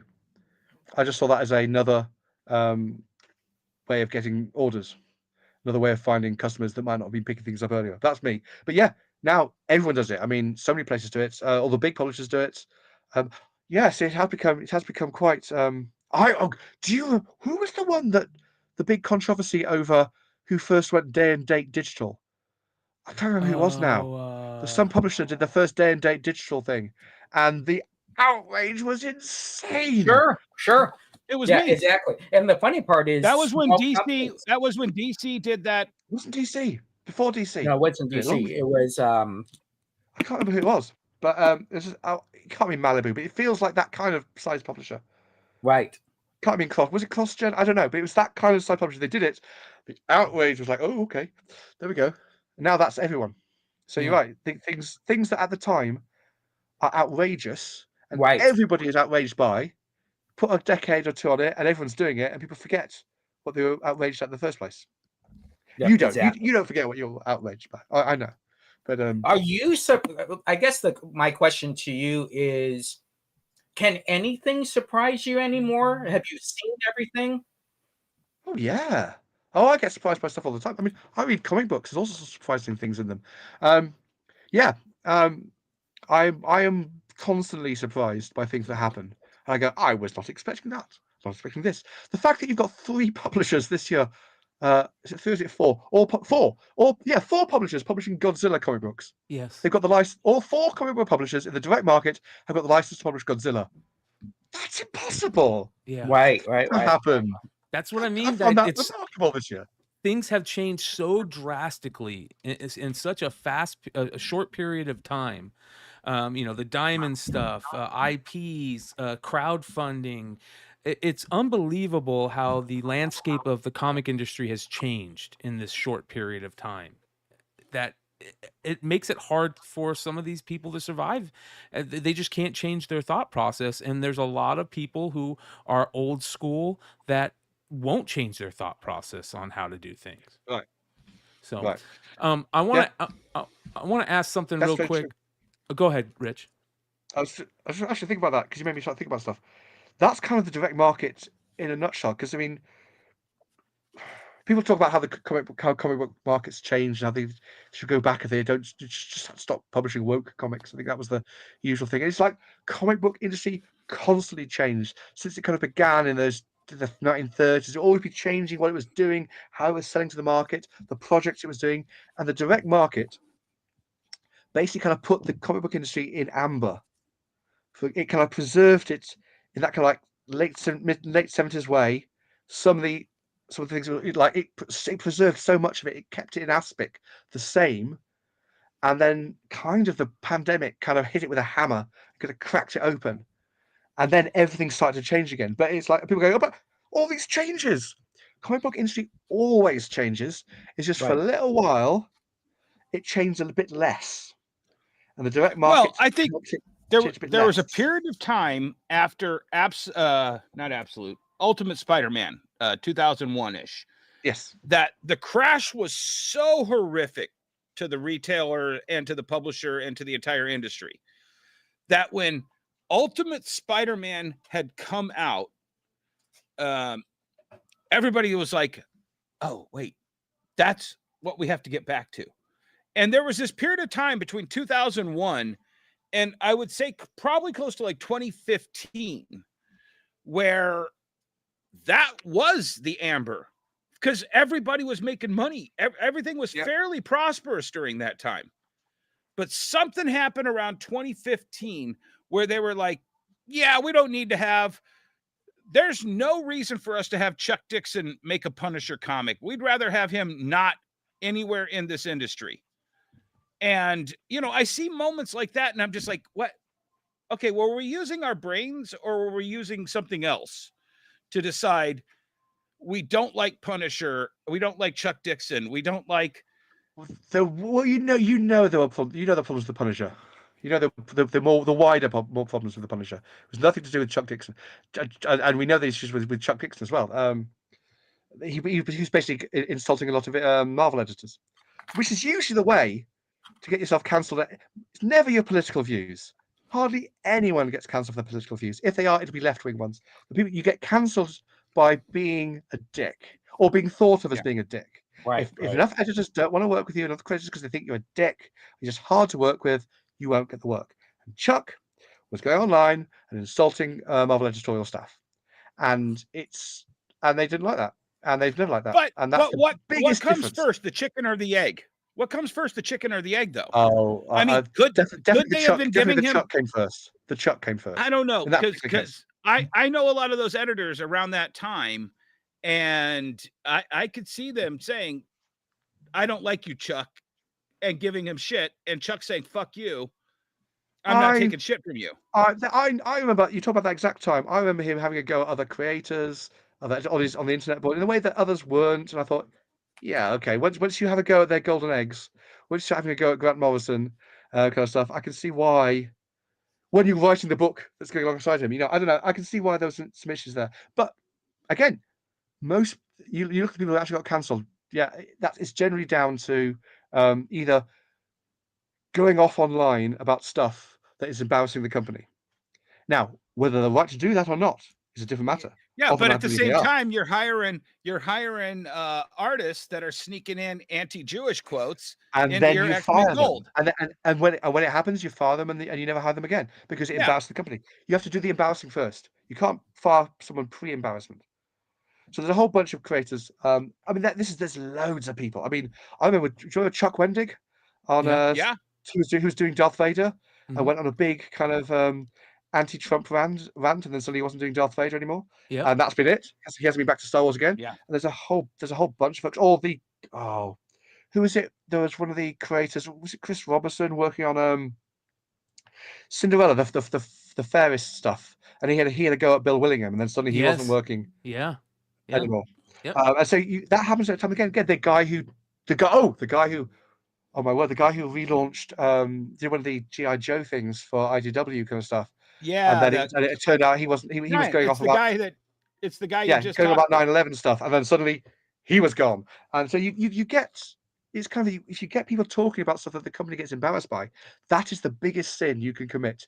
You can embarrassing the publisher you're working for. Now you have to be basically Alan Moore to get away with that, and but actually probably Rob Liefeld. Yeah, Probably Rob but Liefeld. Alan doesn't Rob give Liefeld. two shits about creating anything. Yeah, but that's what generally gets you cancelled in the comic book industry, is mouthing off against your publisher or your fellow creatives, and in a way that they can't. It's harder to Well, walk back from. let me That's ask you usually it. something then, because this is a great question. Do you think that there is the so-called whisper network within the comics industry that does can't try to Oh, cancel look, I'm people meant to be with? a part of this. I wish I was. I Mhm. would love to be a part of a whisper network. It would do me so much, and it would save a lot of time. Okay, what there is in all sorts of stuff, and it's more of a past thing than it is now. There will be a case, and this is pre-Me Too stuff as well, where you would basically, if you're working in a company, big company, and they really didn't have the dealings, you got a few like sex harassers in the company, and there wasn't an easy way to deal with them, or the company didn't care, you would have a thing where you have certain women within the office saying you don't want to be left in an office with that guy. That's what the Whisper Network are and were in comics. I mean, we know some stuff like Eddie Berganza, that kind of stuff came out because of Whisper Networks. But the idea of some kind of political purity test, no, nothing that would in any way impact. People talk about stuff online all the time, direct messaging groups, Facebook groups. People talk about stuff, but having an impact, that needs a lot more. So to that degree, no. Whisper networks were there to protect people from other people rather than to attack someone. And the only times I've ever had any kind of like a screen cap or any kind of inkling into what exists, that's exactly what they were. And they're generally with low level people, Do you people who actually aren't in the positions of power. The reason, if they're doing anything like this, it's because they have got no other option, no other way of getting around things. But also, it's much less. I mean, there are lists that people put out that I'm on, and I know I'm definitely not on it. And I know some of the people on that list would not be on that list if I was on it. I know other people on it personally, and I know they're definitely not any part of any kind of Whisper network either. And they're kind of like in positions where you think, well, even if you were in a Whisper network, no one's going to pay attention to you because in the position you are in the interest, you won't actually make an impact. So generally, I think it's been useful because you can't prove it. Because you can't prove a negative. You can't prove that it exists or it doesn't exist. It's been handy for certain people to use as a way of justifying their actions or grifting or getting others to go, oh, the Whisper Network will hate Yeah, this. but what The about Whisper that one? Network after me. That happens a lot. There may be you have come But across some Rich, what occasional about that things where you've girl got who some. infiltrated? go ahead, Dennis? What about that girl who infiltrated that one network? What one network? Oh, I know. I read about these It things. was They were talking about it. Didn't happen. Or if it did, people do get access to like Facebook message groups. This is not some kind of organized Whisper network. You see, we'll get personal DMs or shared group messages that will come out. But that's again, that's very different I and think not actually having any actual impact. what I mean, happens, Dennis, especially. you were part of the CBIA, the Delphi Forums retailer group back in the day? Yeah, until Yeah. Was that a Whisper network? Rob Scott kicked me off. Yeah, was that a Whisper network? Yeah, it was. You know A what? Whisper No, it network. absolutely It was retailers. And It was retailers no, it transferring. was because I got kicked off of it because Brian Wood came onto that forum telling all of us we sucked because we wouldn't buy his non-superhero comics. And I went after him. I called him a crybaby. Exactly. It's a message board. And then I was gone. I think you're because hitting I on couldn't whisper. I think you're hitting on something, Rich. I think that's what social media has become. It's allowed these groups to do this and this and in the open, and it. And they do exist. They do exist, but they generally tend to be temporary. They don't really actually have any impact or power. I mean, what am I? I use the Bleeding Cool Slack. Bleeding Cool gets done by Slack. It's a whole bunch of writers and editors. We discuss stuff. It goes off into all sorts of different tangents about stuff. It's not a Whisper network. It's just employees talking to each other. The Whisper networks were a very specific thing designed when people who did not have any kind of power to warn other people about being in a physically perilous situation. That is very different to being somewhere where you just bitch about people, and that's a whole different story. Yeah. And you can't. Thank goodness you can't stop people bitching about other people. Otherwise, where would I be? Yeah. Right, exactly. Yeah. And people just want to be part of something. We're not in a great point. The comic book world isn't something. When I was with Nordstrom, I'd walk into a corporate room and say, "Did anybody read Batman today?" So it allows you to be part of a group of people that are like-minded. I do need to expose a Whisper network right now because of the private chat as part of this video. Dennis has just asked, "Who's lagging, Bri?" So and there's a reply, "We're fine." So there we go. I've exposed a Right, Whisper there you Net will go. be right There now. you I'll do go. the And screen Dennis grab if is you the want. one that's It's lagging, by the happened. way. Yeah. Yeah, I've got to say, Yeah. man, So Whisper to Network. get That's all it is. That's completely what yeah, it's used as a completely grift off in order topic. to get people onto your site. Right, completely off topic. Price points were real big back in the day, 2015, 2016. What was that? Which wrote Price points. price points, comic book Oh, yeah. price points, $2.99 to $3.99, where then hold the line at $2.99. Is that Yeah. even a story anymore? Does Yeah, price it points is. matter? Big. It is. It really is. The people seem to have accepted $3.99 as a price for a comic book. Those who are buying them, $4.99 is still a push, and people do not like it. But for certain titles, they'll accept it, and the publishers know which titles those are. So for things like the Ultimate books, that's very good, or the Amazing Spider-Man, they know that the people will pay $4.99. Yes, very good. The bigger issue is now going to be, I guess, tariffs, because that is going to impact. By the I way, was real talking to quick, I got to interrupt you real quick because Sean Kirkham, aka Big Clutch, just dropped the $6.66 super chat that says, "Great chat, guys. Thanks for coming on the stream, Rich." So Yeah. Oh, I do love Sean. He's a fantastic guy. yeah, he's Yeah. one of the Gives great best. hugs. I mean, again, that might have been a different time, but gives great hugs. And by the way, Yeah. Rich, that wasn't us farting. That sound you heard, Yeah. that was Rich. That was Sean Yeah. dropping a super chat. We have a fart That noise was that is our was super definitely not chat. the corned beef and cabbage Yeah. from yesterday. Yeah, So yeah. $5.99 is the stretch, or $4.99? It's, I mean, the thing is, it was $4.99. $4.99 is now being accepted for certain titles, and I think there's the idea that if it's an indie comic book, go on then, we'll pay the $4.99, and now $5.99 is the next stretch, and that's coming. Right. Valiant was Rich- saying we can't keep the price that low anymore. But I think Rich, it's shocking. you used to publish all of those numbers, Comic-Cron's numbers, the diamond pie chart, and then Yes. 2020, the pandemic Yes. killed all of the numbers. Totally. I'm trying to claw how back when I did your can. correlation show? Because I looked at those numbers and I saw the second you had a nice selling 150,000 unit or 125,000 unit book, when they added $1 to it, it fell to 110. Yeah. Every time they added that extra $1 to try to push it up, it fell to 110. So they lost $1, but overall they made more money. I know I'm against it. I think it cannibalizes. That's Cannibalizes the making audience. money off the retailer, not the customer. Oh, also it's making money off the retailer, but I know what you mean. Yeah, especially if yes, there's that. It's also making money off the retail as well. If the customer's still buying it, if the retailer is ordering what the customers wants, and then some customers go, I'm not buying at that price, the retailer isn't ordering it. But the ones who are, they're willing to pay that. So that's the other thing. And I remember having some discussions with some executives about this. Quite a lot of retailers are quite happier with higher price points. Oh.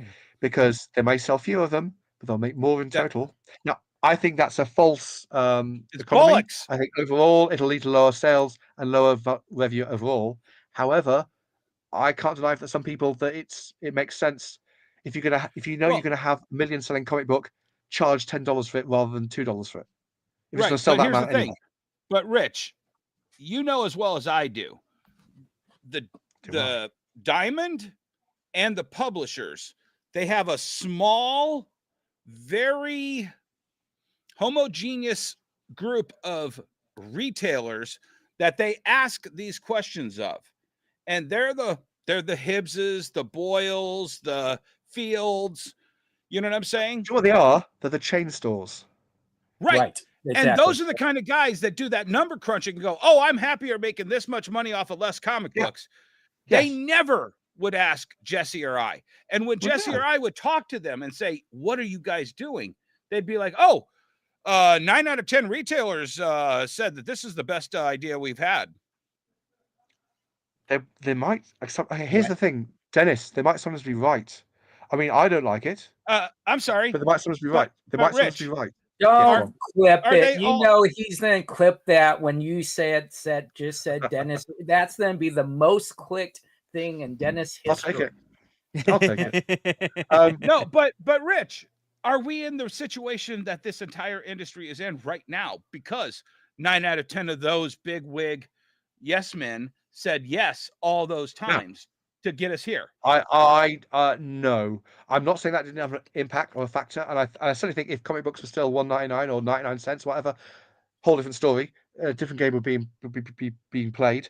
But no, because sometimes they're right, and sometimes people made money and have made money and did make money in their careers because of those kind of price points that will be placed. Because comic books, as you know, are an inelastic commodity. Yep. If you drop the price, you will not drop the amount you sell by the Right. if you drop the price, you'll not increase the sale by the same amount that you dropped.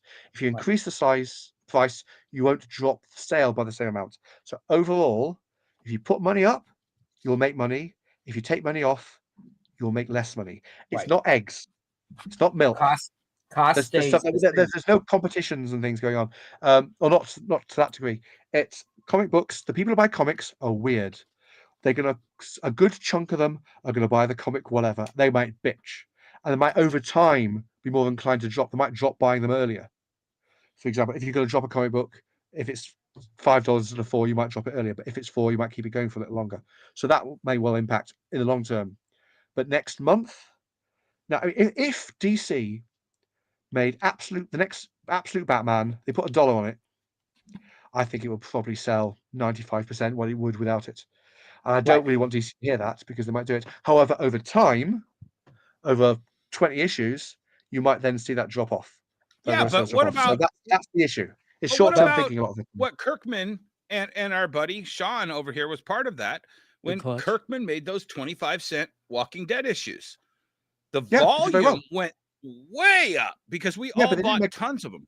They didn't make money. They lost money. They made a loss. Yeah. The publishers made a loss. Right, because but loss leader, right?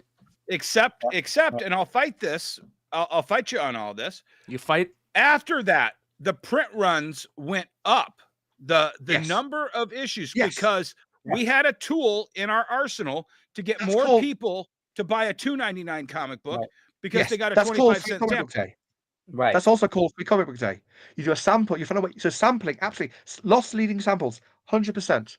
That's a really strong way to get people to commit. And how to spending often a lot does more this industry do that? Right. Well, once a year, Free Comic Book Day. Right. But and it does. And then also there's stuff in Halloween. There's also one. And then you do get Ashcan's previews, stuff put out in that way. So it does happen, not to the extent it should. Again, we're talking about before the thing started about Planet Death. Planet Death, the new Bad Idea comic book, which they've just sold out in 25-cent copies. Yeah. To all retailers. For retailers to sell as much as they want. You know, you can sell it for $5 if you want, $4 if you want, $1 if you want. You get to make as much money off it as you want. And they've apparently sold 655,000, which, by the way, is 5,000 more than Berserker got orders for from Boom.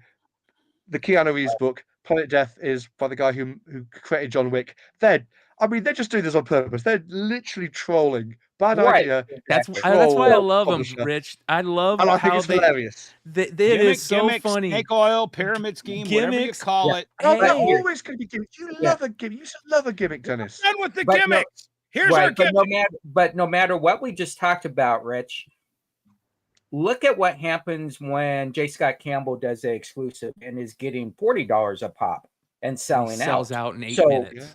Yeah. So is there this notion that there's a different customer base that is buying that versus regular? You're not printing 100,000 copies of that and selling it for $40 a pop. It's a limited edition, and limited editions put up prices. People go a bit silly. Yeah. Well, let me ask you, because this brings up a great question. And what are your thoughts on the retailer exclusive variant game? Because that's a huge game in this industry now. Yeah. I think it could be really useful if retailers using it well and for clever things. Once it becomes ubiquitous and everyone's doing so much of it all the time, you lose it. There's no specialty. It's the kind of special thing. Like retailers, if you can have one special comic book, and let's make it actually special with like your own unique cover, or like they used to do when they started doing this. Yes. Your comic shop on the front. Do you remember the Godzilla ones that started the craze off? I did the Godzilla one. There you go. We had the comic book store that you were in, being trampled on by Godzilla. The first exclusive was one of the best, because then it becomes a promotional tool. So people come in, by the way, while you're here, the comic shop you're in, this is the comic shop that's getting smashed by Godzilla. and that kind of stuff was great. Love Yeah. that. I think it can be used as a promotional tool wonderfully. It can also be used as a cash grab. It could become the thing if someone is having to collect, or they want to collect all the Teenage Mutant Ninja One Turtle variants, poor fools. Then yeah, we've got one, and we're going to charge $30 for it. So if you want it, there's only 500 of them. Come and get yours, and that does for a lot of retailers. That kind of helps. That'll help with their bills that week or that month, or possibly that year. If you can get 500 copies of a comic book that's cost you $1 each, you can sell for $40 without any pushback, and all you have to do is just sign a couple of papers to make that happen. Yeah, I can see why a lot of retailers would do that. But once it becomes, and for a while it did, become so ubiquitous, it destroyed the market. You may have noticed while it's back, it's nothing like as much as it used to be. There used to be so many.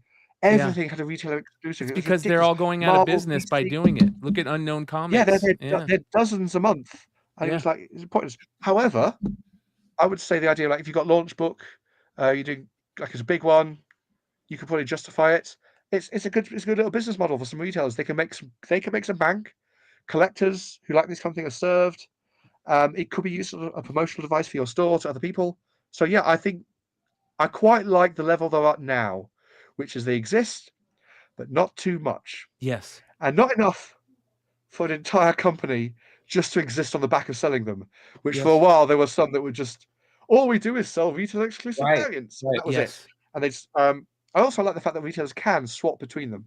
Yes. So one store that's ordered 500, we'll take 100 of them, we'll swap them with other retailers and get their exclusives in as well, and that becomes quite fun. So there's comic books, and collecting comic books can be fun, Yeah. and retail Was exclusives can be part of that. was Phantom Comics way too soon?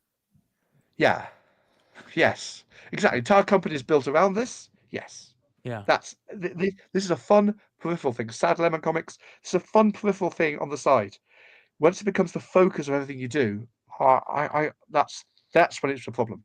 Yes. Wow. Yeah. Okay. When you're printing too much. Okay. So here's the thing. Whenever I get a creator on the show, my collecting niche for comics is very interesting. One of my favorite things I love to collect are creator first. Like the first time Frank Miller drew Daredevil, the first time John Romita drew Spider-Man, the first time Alan Moore wrote Constantine or wrote Swamp Thing.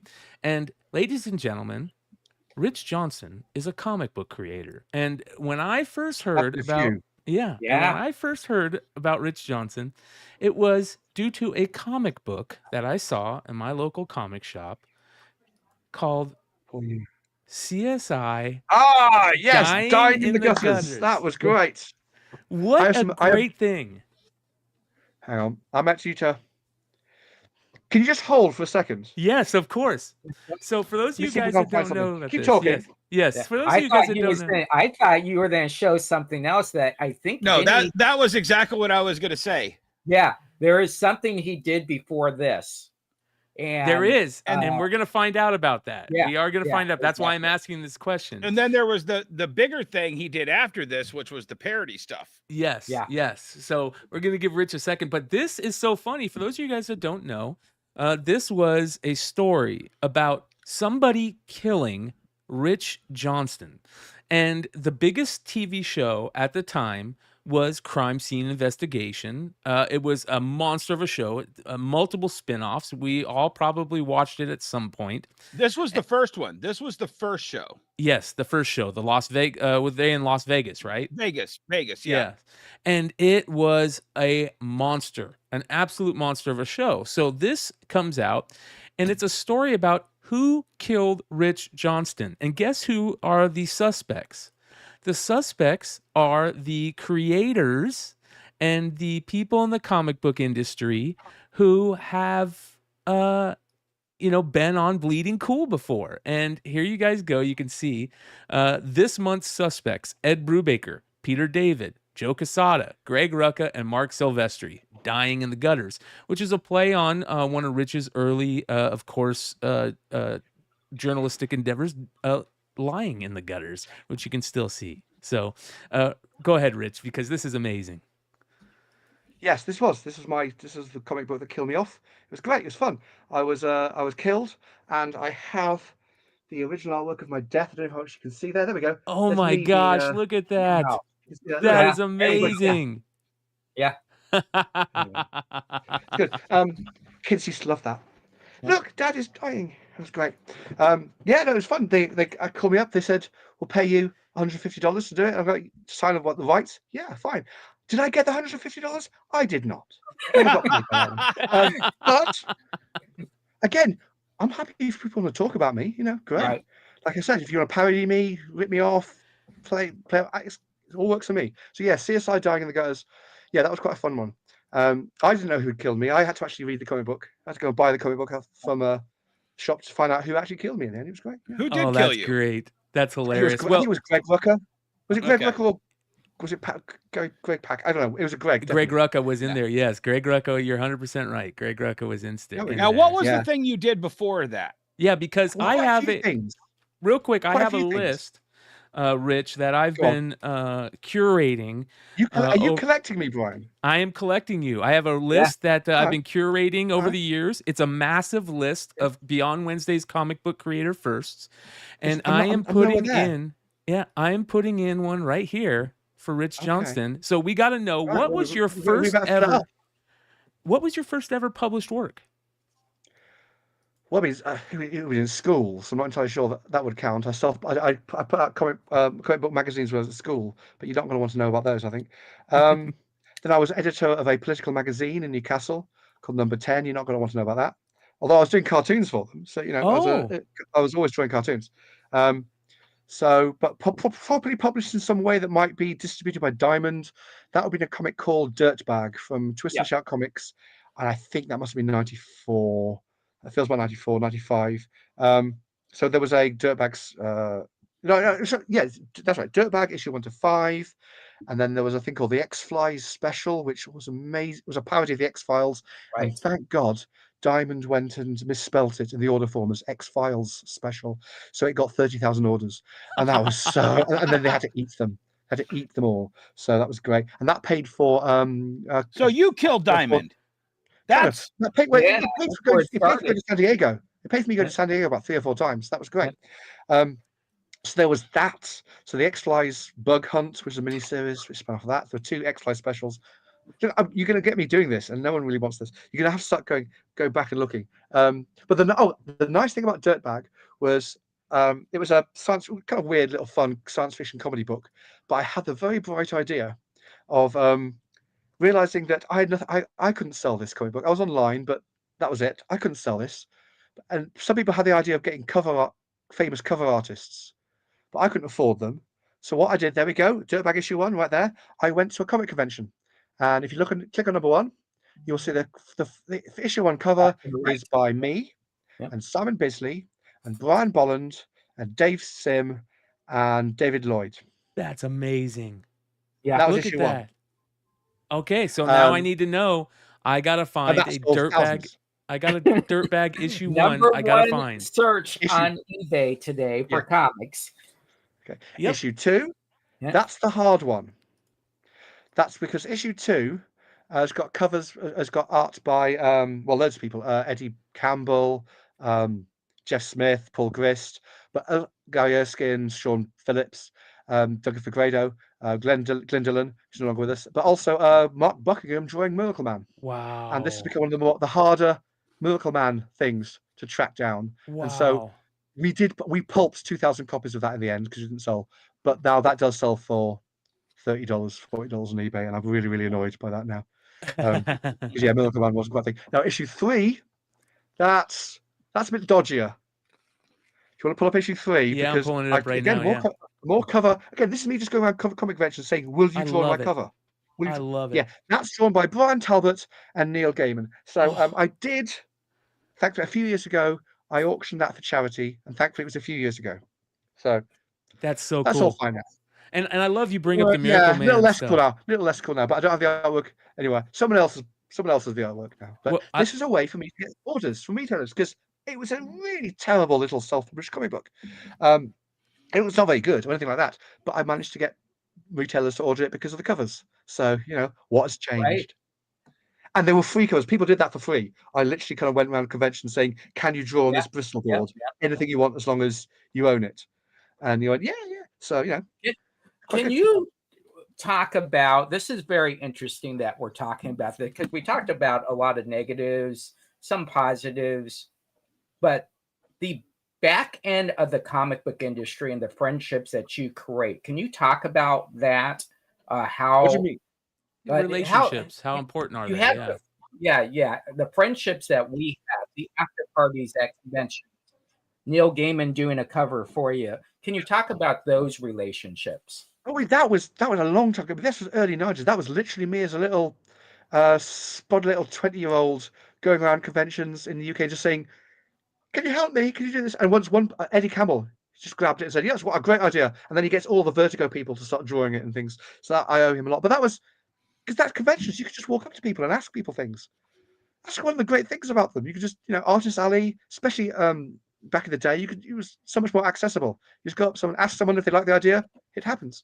Yeah. I mean, there's a few other things. I mean, if you want to find a fun cover, look up a comic book I wrote called Chase Variant, which is hard to find. I really should have come up with a better title to find on eBay, because finding a comic called Chase Variant is a little harder. But I it was got it. one shot for women. Look at That came out this. fairly recently. Okay, now there we go. That's one of the covers, which is one of the great ones by Tanuta. And it literally has a person asking, "Don't you have the Rob Liefeld cover?" Because there is a Rob Liefeld cover. Is there? I got to go find the That's Rob hard to Liefeld. find. I made that one in 10, and that arrived from Rob the day before it was. Yeah. It absolutely had to go for the print. So Oh wow! oh no, they don't even have it on cover price, cover so we price. got to. There's a much rarer Rob Liefeld variant of that comic book, Right. and it's also, by the way, I won't chew on. Lots of stuff that I've written has been terrible. Chase variant is really good, and if you can find it, I do recommend it.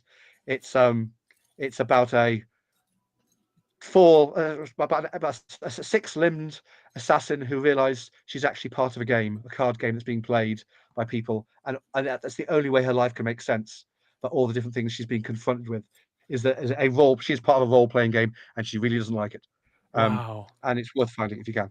that's cool. Look, Look it look, Big says Clutch. $3. It says it's valued $3. I think that's overrated. But Big Clutch just wrote in chat, Rich. He says, "I still have a copy of Chase Variant." So shout out to Big Clutch. I there need we that go. copy. Yeah. So this is part of your networking, right? You start networking with people at a young age. Oh, Yeah. we get it. It was internet. No, not before. Not before I got on the internet. And that was back in the message boards, and you could just talk to Peter David, or you could talk to J. Michael Straczynski. You could talk to Stephen Moffat. It was really easy because they were all just messaging around on message boards, and there weren't that many people there. Maybe there were 60, 70 people tops. So yeah, you could just talk about anything to anyone. And when I opened my store, Jeff Johns had the most active one of those little groups forums. And my partner at that time, he was a member of that, and he just said, "Oh, by the way, I'm opening a comic book store." We had 20 people show up on our first day because that forum had so many people in it that just boom. they definitely grew. They definitely grew. But I think one of the nice things about comics is that a lot of comic book creators are very accessible to the readers in a way that, say, actors aren't. Some, but most aren't. But a good chunk of comic book creators try to be. Some people have found the experience negative. Some people have left entirely. I noticed quite a lot of people don't talk about politics in the same way they used to. No. They just stopped. At some point, I think Marvel and DC said, "You can talk about politics if you want, but not if you're going to continue working here." So a lot of people, some people never did. I was talking to some creators who would say, "Why would I divide my audience in half by That's talking it. about politics? Yes. All they want to do is read my Spider-Man comics." Yes. So that's a definite thing. And put it this way, people say, "Oh, you don't see conservative creators. You don't never see right-wing comic book creators." You do. Mm-hmm. And they're just too smart to talk about how right-wing they are. They just shut up. Exactly. And there's a bunch of them. There's loads of them. Why divide your audience in that way? Unless you're writing something that really kind of goes down that way. I mean, you can't be burned at the stake if you don't do your witchcraft in public. Right. actually, I'm not entirely sure that's true. I think quite a lot of people Yeah. doing the witchcraft in private were burnt at the Yes. stake. I'm not sure that worked, Yes. but that's a terrible. Whoever came up with that phrase, they should be burnt at the stake. That's not good. Anyway, but so there are some examples there. Some people do want that, and absolutely, some people will go. Actually, I can make more money from my half by just Crowdfunding. talking it and pushing it. So everyone has to make their kind of decision, but you have to take the consequences. And sometimes, as people like Chuck Wendig found out, no, Yeah. you can't go that far. All Right, so actions have consequences, whether they're good or bad consequences. That's the question. Not all You're- actions have Oh, they consequences. do. That had nothing. That had no consequence. I just wiggled my little finger. Right, exactly. Nothing happened anywhere. Yeah. When you used to do the Except top for me laughing. 100, if you were to do that today, does the top 25 change dramatically? Yes, because I think Steve Jeppy would have been in it. And people have come and gone. Some people who are really strong editorial type, executive types, they're nowhere anywhere. So I mean, Ike Perlmutter would have been there. He's gone. Dan Didier would have been there. He's gone. There's a bunch of people like that. Some people, the name's gone. David, the guy who runs Scholastic, he'd still be there. Put it at the top. Scholastic Graphics, David Saddle. Daft Pilger, he'd still be there. But then again, there are other people who've come along in that time. Jamie Smart wouldn't have been there back then. He would be there now. So there are some kind of creators and some executives and movers who've just moved in, and quite a few have moved out. Sometimes by their own choice, sometimes not. What is, since you brought it up, what do you think in the long term, not in the short term, what do you think the Jeppy legacy is then be?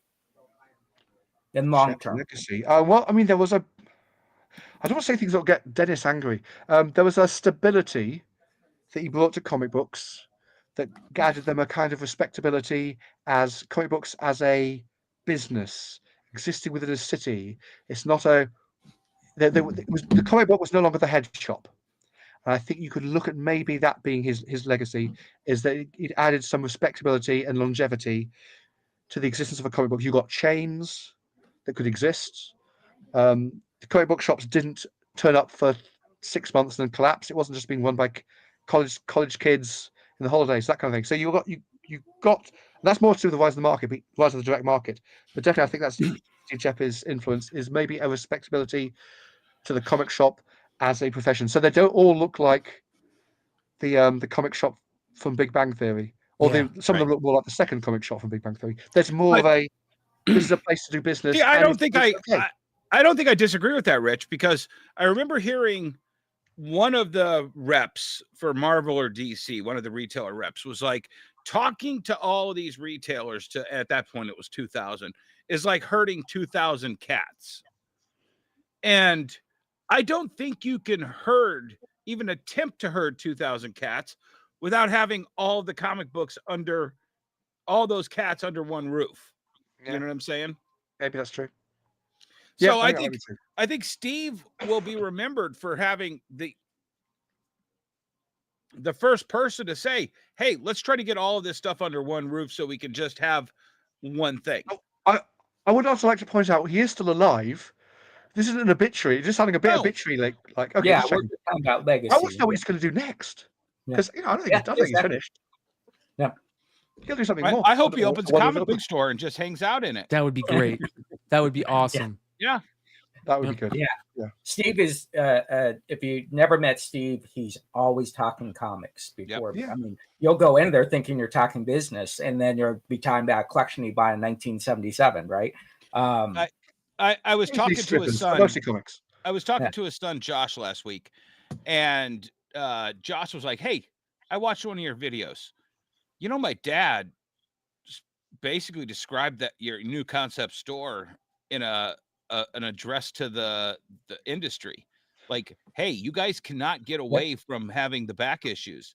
And I was like, yeah, I mean, dude, I listened to every one of Steve's speeches. I'd forgotten that Steve had implanted that in my brain. Right. And then when I came out on the other side, all of this was there. Yeah. But it was all because Steve told us to not lose sight of this while we were chasing this thing that he made all of his money off of.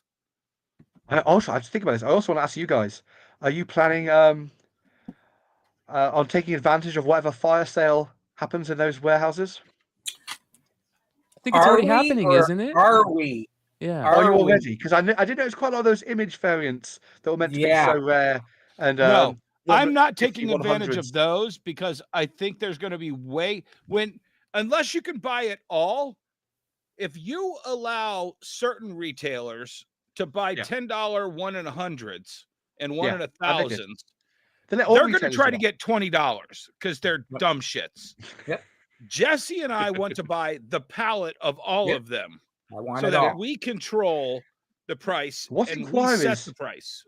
What inquiries have you been making in that endeavor? So, sorry? you know, what's interesting about that is this has been going on, Rich. Whatever. I mean, it's public. It's not like I could get in trouble for this. This has been going on for about 6 months, to where you would all of a sudden see every Elvira book for $1. And you're like, oh, that's Yeah. kind of interesting. Every Elvira book for $1. But then all of a sudden it became every Vampirella book, and it was a 1 in 10, 1 in 15, 1 in 25, you know, because Dynamite does all those different covers for $1. And then all of a sudden it was Red Sonja. And then all of a sudden you saw Titan do something, right? And all of a sudden you saw all these Marvel books. And it's like, what's going on? And so when this became news in January, whenever it came, Yeah. that tripled and that quadrupled, and more books were becoming available. Now, here's the thing, and you can buy all the great books, and Dennis and Brian know what happened to me 2 weeks ago. You can go out and buy everything, get all 600 copies of that one issue. The problem is all 600 copies came in damaged. So Right. that you have to be very, very careful on these buys, and you have to be very careful on your bandwidth on these. It's very interesting. You have to sell what you have, you have to buy what you need, and then make sure when you see these great sales, like Dennis said, it's a buffet sale, 20 people are getting it. So I'm buying it for $1, thinking I'm going to sell it for 70 because it's a 1 in 100. I go to put it up and everybody has it for $19.99. Now you're still making a great profit. Don't get me wrong. That's still a great profit, but that's not why I bought these issues. So Well, that might be the thing. Exactly. What happens if all this stuff, if there is, as it's been estimated, millions, tens of millions, Right. $100 million of stock, if that all hits the market at one place, one time, how's that going to affect? I mean, do we basically need Chuck to grab it all and put it in another warehouse and just keep it there for another 20 years? Is that what's going to happen? Or someone? they're I think smart. some people will do that. If they're smart, go they'll do ahead. that. No, I was just going to say, the benefit we have today, Rich, and Rich was one of the first people to report about this, was the age of live streaming. So live streaming allows you to get out more product in a vast amount of time, 24/7. Rich, you don't know this, but my show is 12:30 a.m. to 3 a.m. and I am packed with customers ready to buy. So I think if your platforms are right, more power. Okay. I'm going to say this, and this is news, Rich. I'm already thinking about what you're saying here, how it's going to be a bleeding cool article. So yeah, go for it. So there have been a lot of people that have had a lot of access to that Olive Branch warehouse. I caught multiple of them, and I think I fed you the story, but we couldn't finish because there was no backup for it. We caught several people selling the stolen variants from that. Okay. I'm coming back around to that, for some content for my channel, but also this is part of that diamond story. There were so many fingers in that cookie jar that help destabilize this industry to the point where the hiccups that happened over the last 5 years were enough to kill it or put a serious hurt on it. Okay. This is one of those stories, so when you hear that this stuff leaked out and that stuff leaked out, and now there's a $10 sale and now there's a $1 sale. And then you see the people that are left in that warehouse and they're throwing them in boxes and sending them to Jesse because, they don't give a shit. They're going to be unemployed in a month, or maybe unemployed in a month, unless Todd buys it and keeps it in Mississippi. You know what I'm saying? So I do. why feed into that anymore? Is what I'm waiting for this to start so that I can come in on the ground floor of the new thing and help build with that. Right. About that. Well, let me ask you this about Yeah. Rich. You did the story about Dollar Tree. How do you think Dollar Tree actually affects the way product is sold at $1.25? I mean, I did notice it was very specifically the titles they'd chosen to print, because it wasn't old stock. It was new print, and it was stuff from a few years ago, first issues, very much pushed out at a lower price point for that reason. So it wasn't in any way. It was definitely trying not to compete with the current market, but maybe feed into it. So I don't know. I think they were chosen for a reason. Why they didn't just do the most recent absolute titles, for example. There was a certain kind of almost like product that to some degree is already devalued by its age, and it's not become majorly collectible. So we can use those, and that'll be fine. In fact, I think there was some thought that went into let's not try and affect the collector market too much. Yeah. Hopefully, because or that the has new become or the new comics market too much again. So yeah. that has become such a big part of the comic book market, is that secondary market, the flipper market. Most people aren't even reading their comics now. They're just buying them to I collect, don't whether think for is that true? Most people aren't reading their comics. I I don't think think that's so. true. I Some think so. sure, but most I'd people I say see in a comic shop, I'd say most 30 people are to reading them. 40. I'd say 30 to 40%, Rich. Really? Okay, I have to say I don't see that where I am, but maybe okay. Your comic shop retailers, you see that differently. I don't see that where I am. Definitely, what I see is people buying to read. You know what also makes me think that way is the exclusive retailer variant craze, and how big that's gotten. The majority of the people who are buying those exclusive retailer variants are not even opening those books. They're just buying them for the covers. That's true, but I don't think that's gotten so big. I think you get it for very specific certain launch titles now. You don't get it across the board, and I think it's like a limited, kept within a certain little bubbles. So for launches of Teenage Mutant Ninja Turtles, you'll get so much. But for I don't know, for launches of other titles that come out recently, I haven't seen anything like that from the big publishers. So you will see it for some, but I think it's a lot smaller than you think. Certainly what it used to be. I hope It used so. to be ridiculous. I hope Now so. I think it's. I mean, you might get every month. You might get a small handful, Yeah. but you used to get fistfuls. Yeah. Real Now quick, maybe you get a 4 or Billy 5 months back. Billy at Economics and Comics just dropped a $4.99 super chat. He says, "Can't miss this chance to thank Rich live for covering my trademark battle with Warner Brothers for Speechless. Thank you." And that's from Billy at Economics and Comics. Oh, fantastic! Yes, that was a trademarks are always fun. Yes, because yes, yeah, people are an awful. It's one of the things where small people can beat the big guys. Yeah. When it comes down to trademark, because there's only so many lawyers you can throw at something. If you got to it first and you establish something first, or whatever you're trying to claim doesn't actually hold up, doesn't matter how expensive the lawyer. So that's one of those kind of giant killer moments. And I love to cover those stories when I try and do trademark stuff. Yeah. Because you can see the small guy beating the big guy. That's always fun to watch. Right. Yeah. It's with our guest on, you're the most wide range in opinions and knowledge, right? So I apologize for jumping all over the place on you here, but what are your thoughts on the grading world right now? The grading world right now. Okay, here's Dennis again. CGC sponsors Bleeding Cool. So I have to make that bad. But no, it's I've used CGC a few times for a few select items that I enjoy having graded, having on my wall, being able to occasionally sell, that kind of thing. But again, it's been a useful thing for me a few times. I don't like the fact that it's for some people it's become like de rigueur. You talk about like kind of the comic books not reading them kind of stuff. Get the comic book and it's slabbed and it will never be read. Comic books that will never be read. I think that's sad.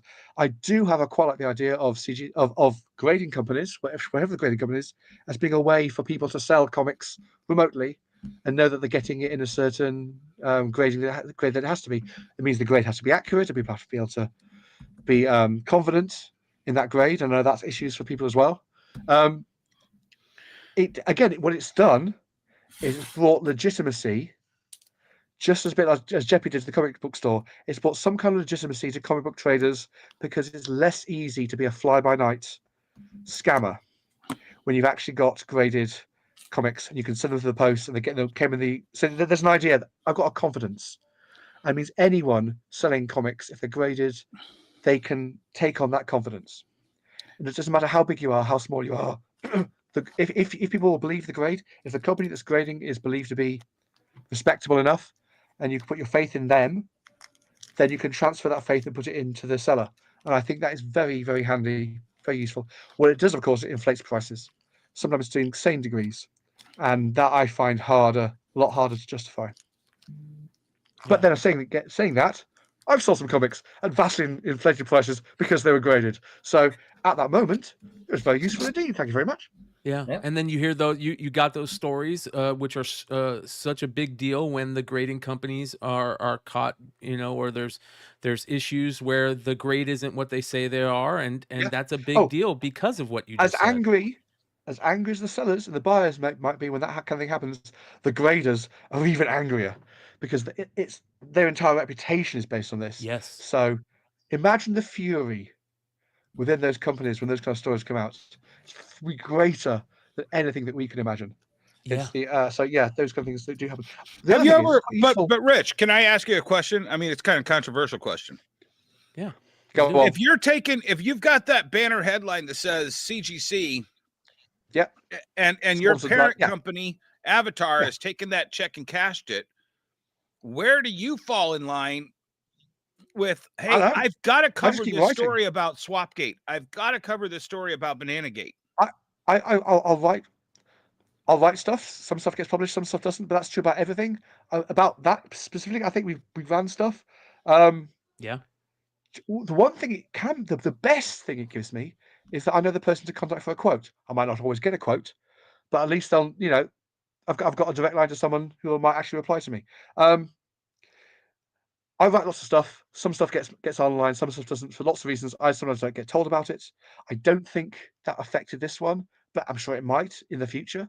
It might have done in the past. I might not even remember it because once I've written it in my head, it's there. I'm sure that's because there's not a lot of advertising effect on editorial that I can actually think of. I can't remember stuff you can't write about this because X advertising or sponsored. Sometimes I think it might be. I think there's sometimes people like the idea that it's almost like, again, it's justifying it. If I write stuff and we get the sponsors anyway, it was quite good for the site because it looks, it makes us look independent. Yeah. And it demonstrates that independence, I guess. Yeah. So it can be quite useful in that regard. But the other thing is stuff I write gets knocked off for all sorts of legal reasons over the years. Some stories get wormholed, get memory hold for all sorts of reasons, and I sometimes only find out about this later. It's just that's the job of a budding reporter hack. Not everything makes it to air, but all sorts of stories. I think CGC, I think it's been pretty good over the years. I can't think of anything specific that sticks out. I'll have to go back and check. Dennis can think of 5 things. Yeah. There's anyway. No, and it was always it was one of my biggest struggles, which was like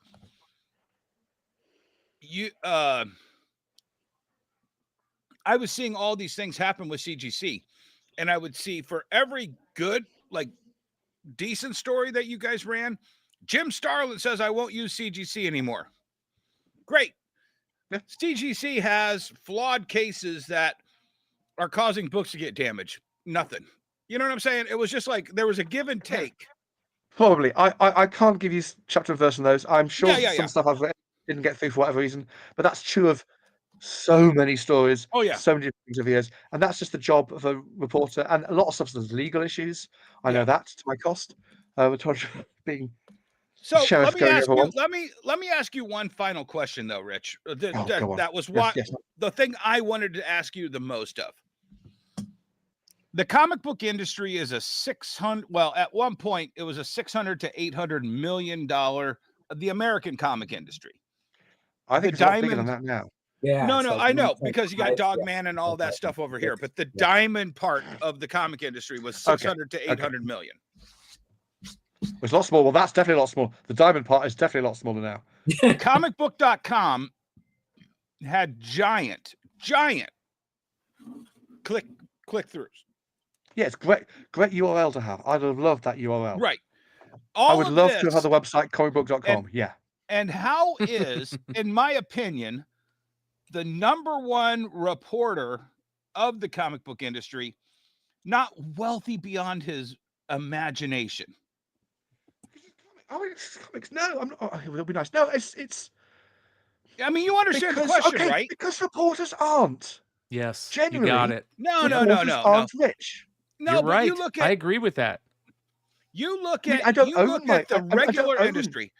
You know, Rachel Maddow makes 25 million. Tucker Carlson makes 20 or 30 million. That's The TV #1 stars. guy They're just reading in the stuff out of world. the commentators. I know, But again, That the was your #1 big question. no, the there's not #1 enough. There's people. not that No, much I've money in always comics. wondered The way you this see. because I we don't know. have. Look, I'm going to tell you this. When Bleeding Cool started, I was the stuff I've been doing before was for pocket money, was for comic book resources. That would be about $100 a week, and that was the biggest column in the industry, and that basically paid for my comics plus a little bit extra. And then, because what I was actually doing, I was working in advertising. I was a fairly successful radio advertising copywriter. And then that was the year when the advertising industry finally got hit by the recession, and they fired all their writers, pretty much across the board. And I could not get any work. Just had a second daughter, and the mortgage you're paying, and I was up absolute shit creek. I was getting a little bit of freelance here and there, but nothing that was. I was a brick wall was coming closer and closer towards me as I was losing money every month. And CBR said, "Well, maybe we could like double your work. We could maybe do an interview every week, and we give you $200 a week." I was going, "Yeah, but no." And then William Christensen said, "Well, how about you just do it, that thing? You do it for me. Do it for me like every day, and I'll pay your mortgage." And that is the best offer I've had in my life. I then got a bit of extra freelance work, and then eventually it was like, "Yeah, this doing a few articles, 2 or 3 articles every day, it's not enough. You need to be doing this full time. Would you like full time?" And then we had to negotiate like what would be a full time salary, and it was all negotiated. I was like, "That's more money than I've earned doing anything else." It was higher than my advertising salary. I'll put it that way. And he basically saved my marriage. He saved my children. He saved my house.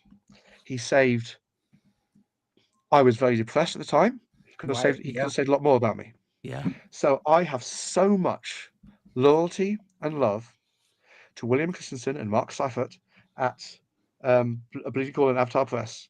I owe them, to some degree, I owe them my life. Right. And so my children and my growing up in London, I've had a good time. I brought up a family living in London, one of the best cities in the world. I love it. Been able to take advantage of so much that it offers for me and for them, and it's been wonderful. I don't think I could have had that. The choices I've had to have made would have been very, very reductive ones. I would have had to move away from London, change everything would not have had the life that I've had. And I owe so much, all of that, to Avatar and William and Mark. Right. And yeah. And people clearly like it. Bleeding Cool has existed. It's not great. It's great for them as well. They own a really good media reporting brand. And if they make millions off it, and I don't, I'm fine with that because I've got so much from it already. I was more of speaking, and that's great because I agree with that. Every interaction I've ever had with William has been an absolutely fabulous interaction. I trust that man with at any level you ask me to in this industry, except for trying to visit them in Rantoul. How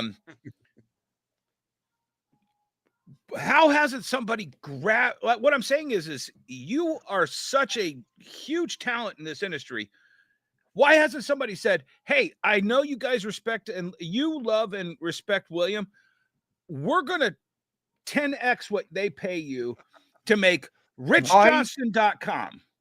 I have had a few offers over the years, none of which are worth that loyalty.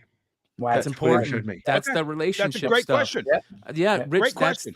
relationships. There was a We time. talked about this when last week. Yeah. I could have been the next deadline, but I'm Right. very happy with the decision, with the choices that I made. Tell us who came up with the name, and is there a meaning to that name? Well, I came up with a name. Okay. The big thing is it doesn't have comics in the title, so it could become anything, and it wouldn't be as reductive as just being comics. I wanted it to be something more. Bleeding Cool. It's a bit British sweary, so it sounded cool to the people who wanted to be a bit British. Either you want to see it as the cool is bleeding out of us, or we just bleed cool because we are cool. So either way, it works. It sounded a bit like Ain't It Cool, which was still a thing back then, so I definitely ripped that off there. So it Sure. was definitely trying to create something that was unique in and of itself. So it couldn't be compared to anything else. It's Sure. not comic book. It's not comic book resources. It's not something as anodyne as Newsarama. It's something that at least people remember. There was again, it's my advertising history. It was you come up with a name which doesn't necessarily have to mean anything, but it means the thing that you are. So there's a great, I think it's a fictitious advertising company that never even existed called Strawberry Frog that someone postulated. And I thought, oh, that's a great name. I would always remember Strawberry Frog. Right. And I think for most businesses that you work with and most familiar businesses, you'd never actually think about what the name means as much. You just know what it is. Yeah. So you never really think about Right. McDonald's Right. or who the McDonald's people were or what the McDonald's clan is or what the farm is. You think of that and you think of the burger. So hopefully when you think of Bleeding Cool, you think about the content that we put out. You don't actually think, but what is cool and why is it bleeding anyway? Yeah. And what's going on there? So it was the idea of coming up with it. It sounded nice. It was a long name with a short name underneath, so you could do a title well with a long name at the top and a big cool at the bottom. So yeah, it was just so it looked good, it sounded good, it tripped off the tongue, and it didn't sound like anything else, apart from possibly a little bit like Ain't It Cool, but not much. Yeah.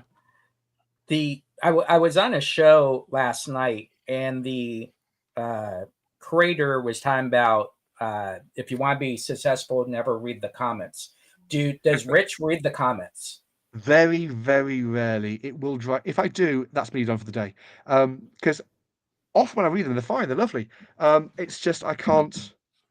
I will get sucked in. I will get sucked down, and then my job is to write content for Bleeding Cool, and if I'm reading comments and replying to comments, that's not the job.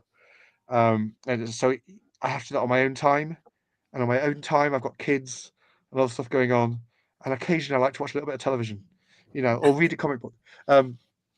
So less than I'd like. In an ideal world, I would be reading every single comment and replying to everyone. Wow. Okay. Every now and then, if it's been a massively important story, I will look just to see, because sometimes you can find little follow-ups, and you'll get people posting things that will Right. then take it onto another story. So, like the Becky Burke situation I was talking about before, I was reading the comments there. I wanted to see, I had a take on this. I was expressing this take in my articles. Was my take being shared? Was it being rejected? I want to see what other people were saying and thinking. But also, I will look at social media takes on the stories. That's actually a bit easier sometimes. So, Twitter, TikTok, Facebook, Threads, Blue Sky. I will definitely sometimes read those if I haven't been, blocked. But as long as I can read them, yeah, I probably will read those. Right. I So get blocked I all the have time. two It's all right. questions, and then I'm done. But Dennis and Brian, the top 10 comic conventions across the world. Ooh. Those In what ways? How are you judging this? Size, by quality, let's say enjoyment? attendance. Oh, attendance. Okay. Attendance. Can those Comic-Cat, number one. conventions? Which one? Comic-Cat, number one. Comic-Cat for number one. Okay. Comic-Cat in Tokyo is by far the largest comic convention, and it's entirely self-published stuff. Wow. And people only get to have their table for one day because they've got so many people. So that's right. Let's move on. Sharing. Oh, crazy. It's so amazing. top 10 conventions. Can the top 10 conventions be actually affected by what goes on in the industry at all? Can the conventions be affected by what's happening in the industry? Right. Yes. Yeah, absolutely. I mean, it depends what kind of conventions, and it depends what industry, because so many of them have become like multimedia conventions. But they can be affected by those multimedia. COVID was a great example of that. There was that time when, or the strike the writer's strike, where Yes. suddenly all the actors weren't doing it anymore, and so Right. suddenly there was suddenly a lot more room for comic books, Yep. and suddenly a lot more comic book panels going on, and people were launching more comic books, so because they had more space to do it in. So yes, the industry can affect it. Depends which industry you're talking about. Different industries can affect it depending on what they're up to, what they're spending, where their priorities are. But I would say certainly with things like San Diego or New York Comic Con, those kind of shows Well, are affected by Hollywood industry, I would say. have you ever been to Luca? Yes, love Luca. Luca Comics and Games. To Wonderful. me, the Massive. fact that America doesn't have one Luca it blows my mind. I know what you mean. Yeah, I get that. That's true because I mean, that's not like it's a comics purist No. show. It's just like heavily comics. It's got, but all the game stuff. It's massive. Right. It's not comic books purist, but there's a lot more people selling comics there. Yeah. I mean, I think about things like New York Comic Con, the Artists Alley kind of stuff in there. I mean, that's pretty huge. That's pretty good. But you have to find it. It's kind of off to the side. Once you Right. find it, I think it's amazing. In the UK, we've got. I mean, Reed own MCM, which is one of the XL Center. You've been there. You know that. Well, yeah, but you know who owned the MCM for a while, right? Yes. Yeah, Which the who guy could that tell me? that I introduced you to when I came yes. to England. Yeah, well, he's got his own show now, which is he's out of his non-compete clause. So he's doing another show at the same venue. It's about half the size, and it's quite fun too. But for me, my favorite comic show in the UK is Thought Bubble, which is held in about November every year in Harrogate, and it's just comics, and it's massive, and it's lovely. It's a lot smaller than Comic-Con, but it's definitely got that kind of feel to it. And they don't invite like big mainstream comic book creators unless they've got creator-owned work coming out, and then they can come. Wow. And they do very well with that. And sometimes those creators happen to be people like Gerard Way or something, and then they'll fill the place. But Yeah. that if you ever get the chance to come to Harrogate, the north of England, it's like an old mill. It's like a spa town. Everything is stone. Like the entire city is made out of old stone. It's such a beautiful city. Most amazing views. And they've got a little comic book centre right in the middle of it. Other great ones that I love, Lake Como. Yes. You guys done Lake Como? Yep. Yes. Yep. Oh, now That's a the highfalutin. It's actually Beautiful. It is highfalutin. It's highfalutin. It's filmed in the place that George Lucas visited and decided that this was going to be the episode 1 Princess Castle or the Queen Amidala Castle. It is beautiful. Yeah. And on the lake, and with all the people there, and the food, and the drink, and the wine, and everyone, it is gorgeous. It is such a lovely time. That's the show that I took my wife to. Wow. Okay. Not none of the others, but Lake Como, that was going to happen. That's a smart move. That's And a smart move. my favorite moment was when it was Frank Cho was sitting next. He was next to Milo Manara, and Manara's line just went over Frank Cho's table. And he wasn't getting any action because no one could even see him there. He's quite a small man. And so, but he kind of didn't really care because for the entire day he just got to sit and watch Milo Manara draw and paint. He made few sales because nobody saw he was there, but that was all right. Next day he managed to make a few more people know he was there. But it's not the worst day in the world to spend 8 hours, 10 hours just watching Milo Manara draw. So yeah, It's amazing. beautiful place. That's the thing that I've bought some stuff there. That's also the kind of show you go and thinking, I'm not going to buy anything. It'll be fun to look. And they go, oh my goodness, Dave McKean's got his portfolio open and he's not changed the prices from pounds to euros. So I can buy, I could basically get 15% off and he doesn't care. And that's a page from a book that my kids loved. Oh, okay, here we go. 500, fine. it's just amazing that Europe's got this thing figured out that, that America is still wrestling with and figuring out what's the biggest convention we can get into instead of, hey, what's the most beautiful we can make this transactional part of meeting your fans. Yes, and then make you pay for it because the tickets to Como are not cheap. No. Yeah, absolutely. You pay a lot to go.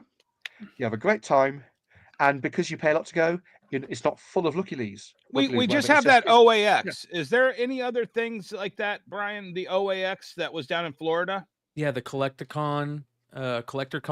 Yeah. So the original art stuff is amazing, and OAX, the guys at OAX, shout out to what is Bill, the website, Comic Art Fans. You know, that stuff is amazing, and it's the tip of the collecting spear in the comics world, in my opinion. A lot of it comes down to the name.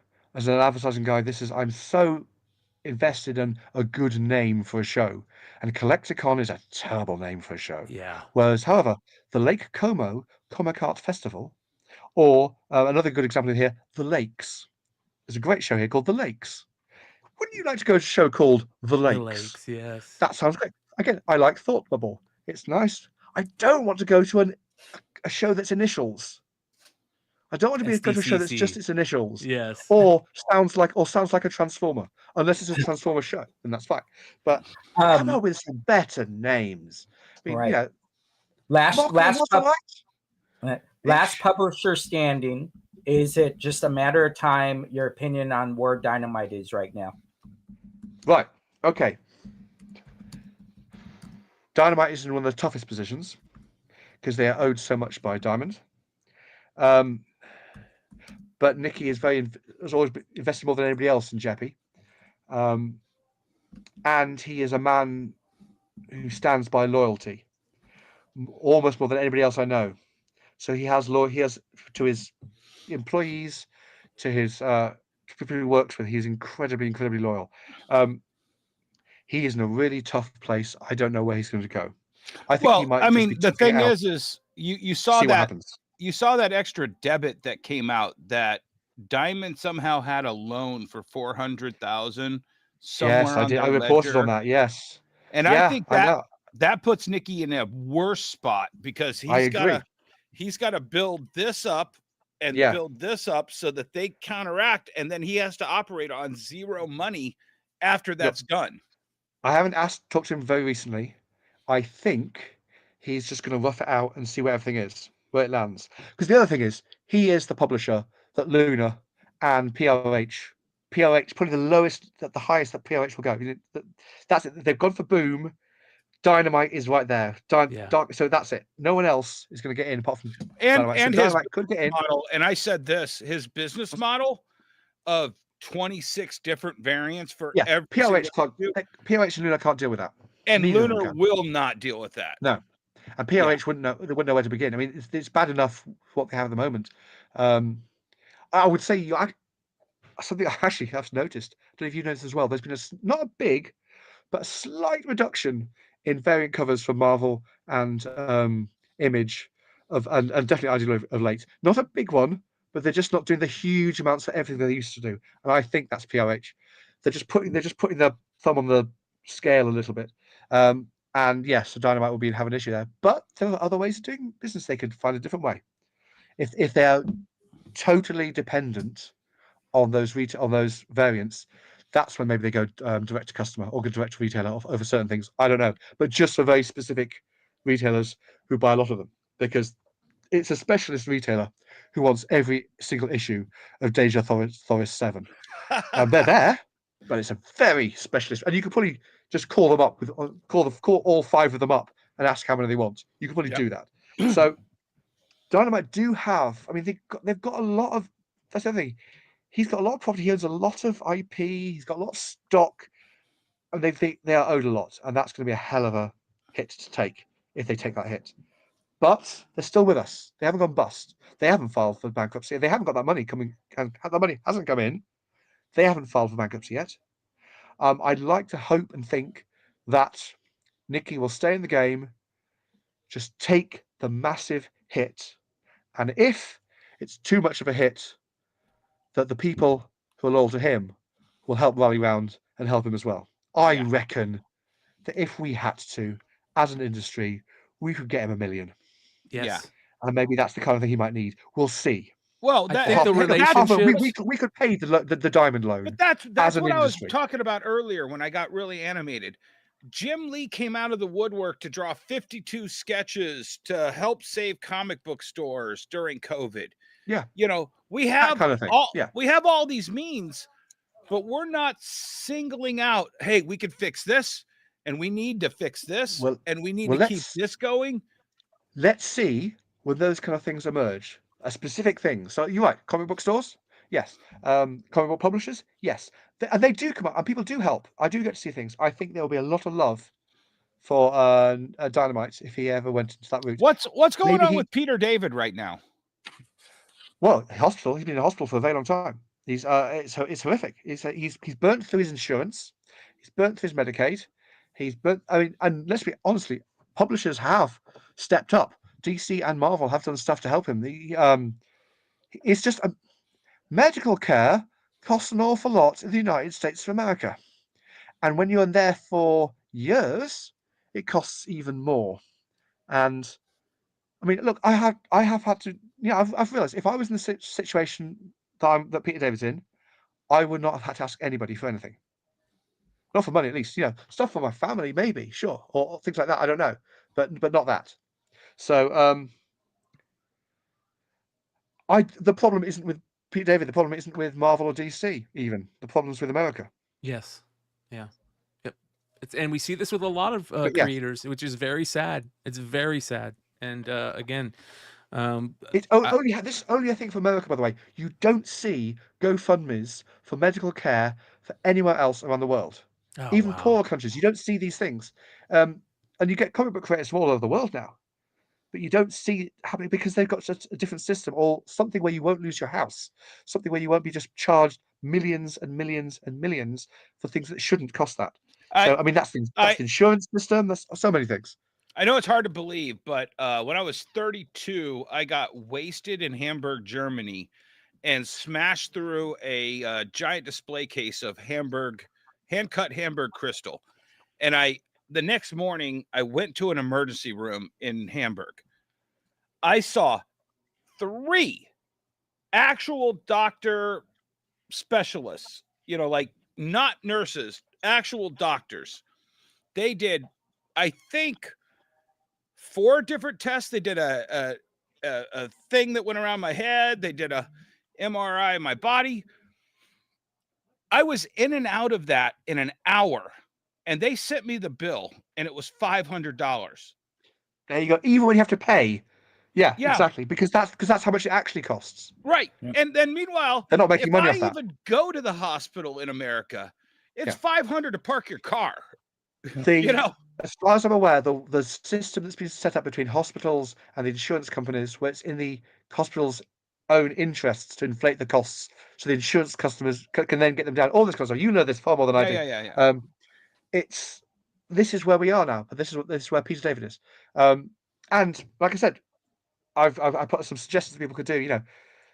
It's a little bit tongue in cheek, but there's a little bit of rather than do the 2-page tribute to Peter David when he dies, sell that money, sell those 2 pages for advertising in the future, pay that to him now. He could probably do it.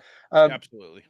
But there are things like that. But that was a bit unfair of me, because I do know that Marvel have done a lot of stuff to, first of all, create projects to pay him money, and also to do fundraisings to pay him money, and to get him credits on things that he might not have had otherwise unless they pushed for it, which got him money. So he has had very large sums from Marvel and DC as a result of some of his work for them, and they've pushed that to happen, but it's just all been sucked up. It's been sucked up by the medical costs. Yeah. Shout out to Hive Comics, who just dropped a $4.99 super chat saying, "Side note, Dennis was 32 in 1947. That's also why." I mean, it's a fair point. Yeah. So you sound Although very... in Hamburg, the whole hospital system wasn't that great back in 1947 either. Let's be fair. Yeah. So, go on. Yeah.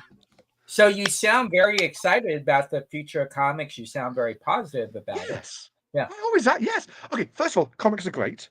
Comics aren't always what you think they are. They change their form into one thing or another. Comics is the melding of words and pictures that mess with the brain in a way that nothing else does. There's always going to be people wanting to do comics. Now, there might not be an industry to support it. That's possible. But people will always be doing them. And I'll do my damnedest to find them. And if no one else in the entire world is doing comics, well, damn it, I'll just have to do them myself, just for me. But I also think that it's going to be an industry. I think there is going to be people behind it, because they are great.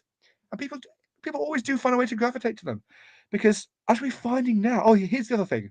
As we are now finding, despite what we were told in the 80s and the 90s, comics are for kids. They really are for kids. And There be millions. Some people, Mark Miller's one of them, will just dismiss, oh, that's just Dogman. It's not just Dogman.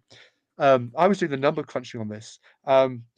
There are a handful of graphic novels which will sold north of 1 million in the USA alone. American originated graphic novels that will sold north of 1 million in the US last year, and there'll be about 50, 60, 70 that will have sold about like 200,000. You've got hundreds that have sold over 100,000. You've got thousands that have sold over 50,000. There's so many sales. They're just happening in different places, and people can take advantage of them. But always, like you were saying, what happens to these people 10, 20 years later? What are the people who've been reading Dogman in their millions for the last few years going to be wanting to read when they hit puberty, or when they hit their 20s or their 30s?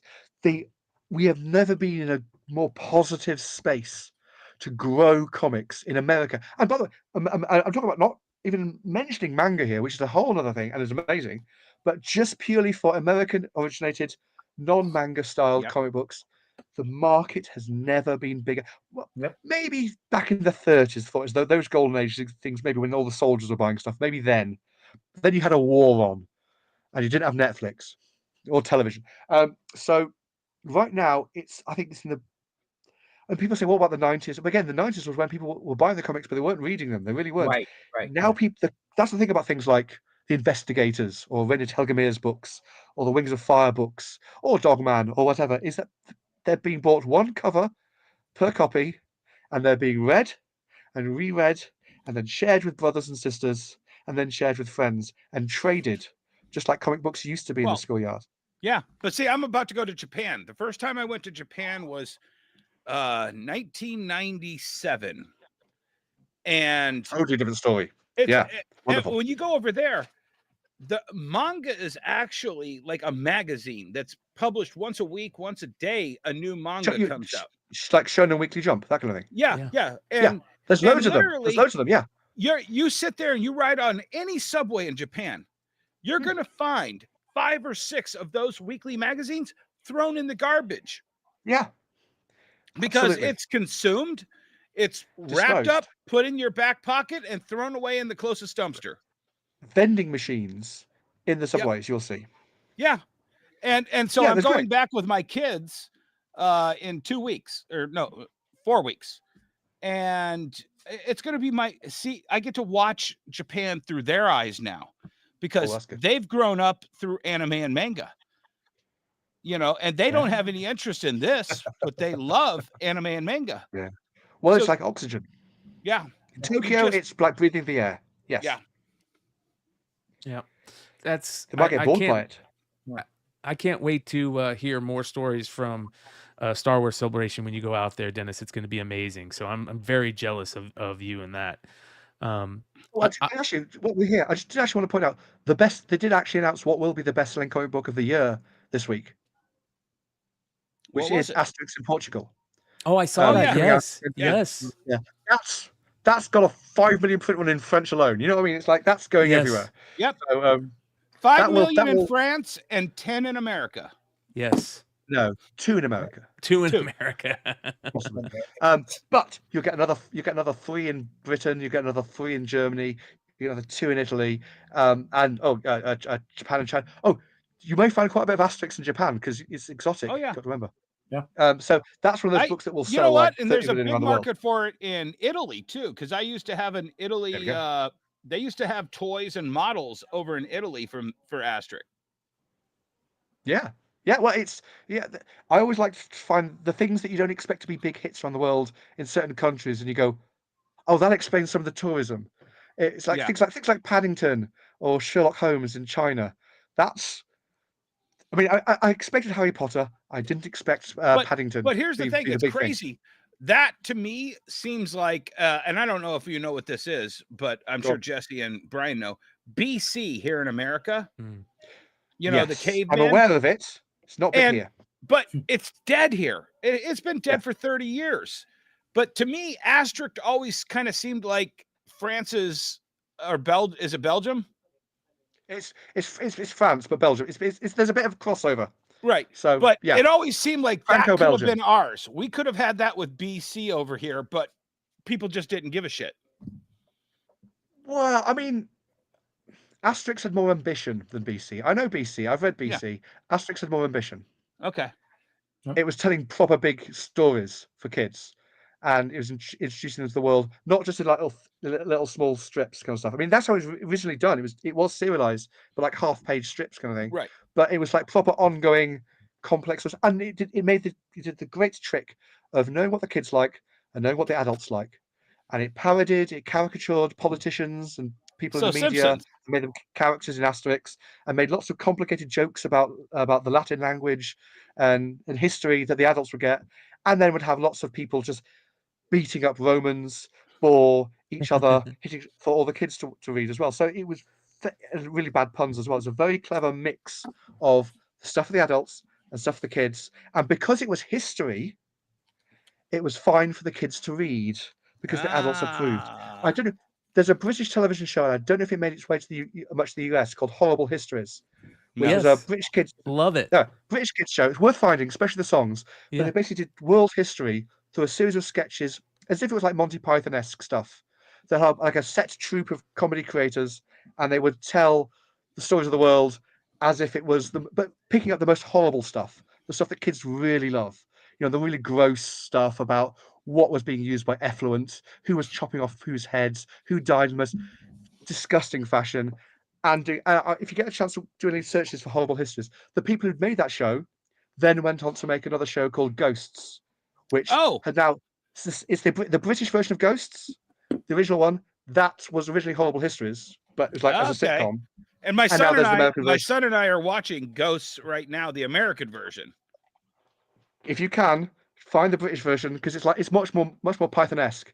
There's now also a French version and a German version, because every country has got horrible histories. Although I have to say, that's the thing, Britain, the British version of Ghosts, it really goes into some of the nastiest stuff that happened in Britain. Oh yeah, and grabs people from those era. The American version, I was very no slaves in the American version of Ghosts, were there? Yeah, it's something we like to stay away from. That's a third we stay rail away that from you're that. not allowed to touch here in America anymore. Yeah, that's one of those. You have in the UK they go for those. Oh man, third rails. It's worth. If you want to find, just catch the British Ghosts and the show it came from, Horrible Histories. There's a lot of fun there. Yeah. It's kind of weird because I was watching the British version of Horrible Histories, and one of the guys went on to be in the British version of Hamilton, and he played Burr, an actor called Giles Terrera. He was great. He won the Olivier for it. But it was really weird watching that in the theatre, and it's like, this is just Hamilton is an extended episode of Horrible Histories, because Horrible Histories takes familiar songs that you'll know, like pop songs, rock songs, and does stuff with them. So they'll do things like. You know the song Empire State of Mind? Yeah.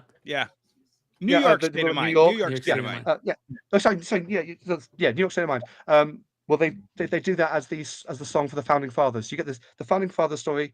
The landing on Plymouth Rock in the manner of New York State of Mind, and it's well worth it just for that alone. So enjoy. By the way, Rich, I gotta say, we're talking about British TV and stuff like this. I grew up watching British TV. My grandmother, who I spent a lot of time with as a kid, loved British humor, and so I fell in love with British humor because of that. And so I love British humor, but more than anything, I'm a history guy. I love history. I am fascinated by BBC's documentaries on history, and there is some amazing stuff. One in particular that I love, that I watch probably 4 or 5 times a year, the whole series, and that's Simon Sharma's. Simon Sharma's. What's that? Oh, yeah. Yeah, Simon Sharma's. Simon Sharma, wonderful, yes. Amazing. He did such a great documentary series on the history of Britain that was fantastic. And I can't wait I look for more and more of that stuff every year. And it's just the most fascinating stuff. I would say anybody out there that's into history and stuff, look for those BBC4 documentaries out there on that stuff. It's amazing.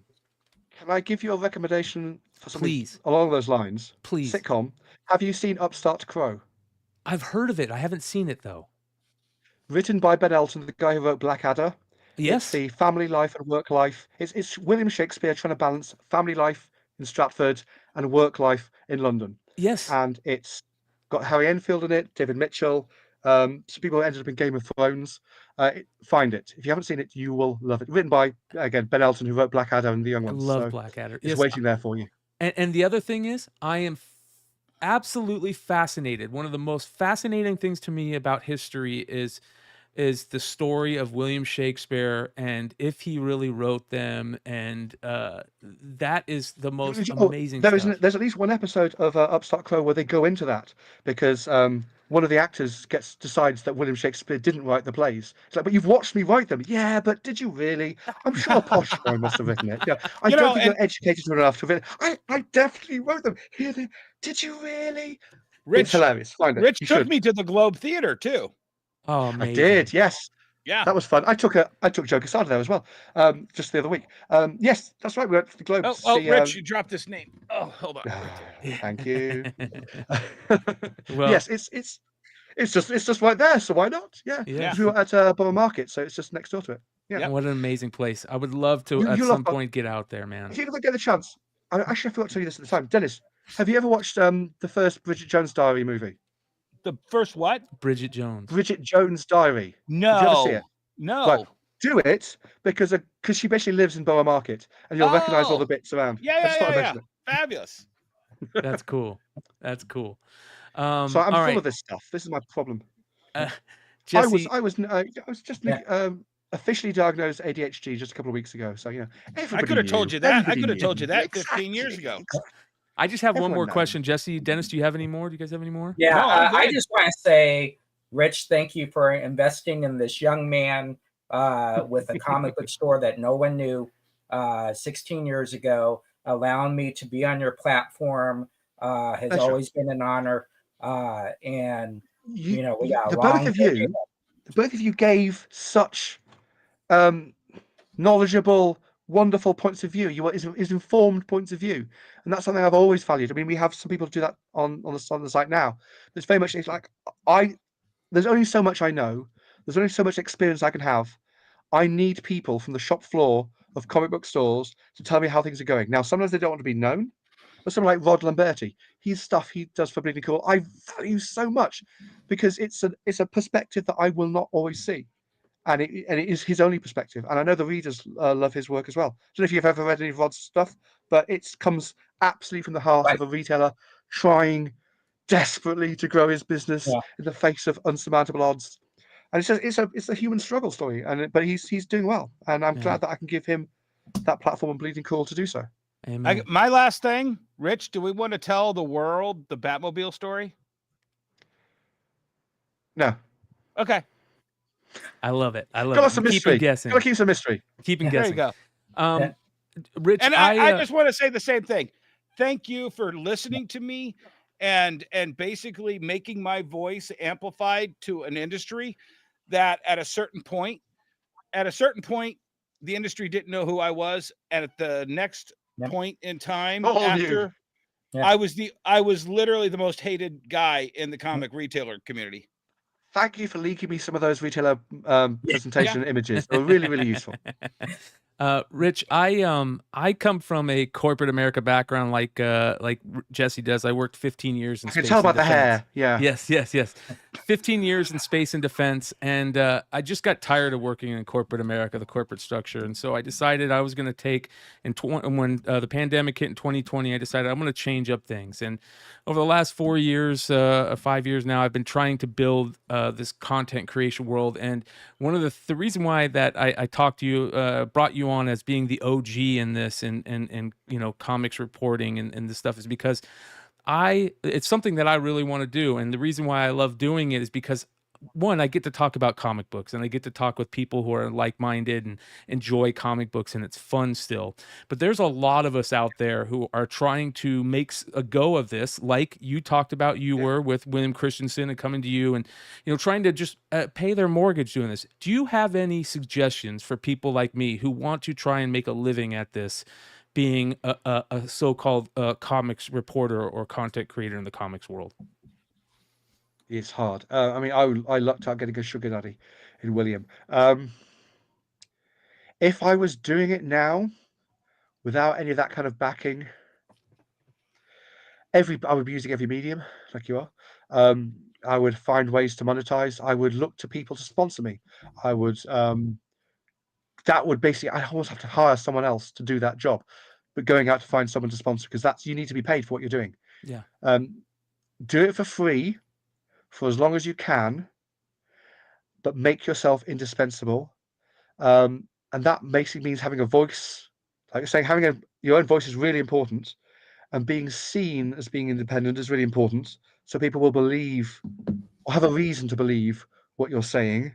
So having fights with corporate figures is really useful, but it's not so great when you're trying to get sponsorship. So you're gonna have to find that kind of balance, I guess. You have to find a way that people will believe you and people will trust you and people will turn to you. And it's a hard slog. So the way I did it was I did it for free for 15 years until someone decided they could pay me for it. And at that point, I'd basically established myself. Yeah. You have to be everywhere. And if you're not, you have to make it look like you are.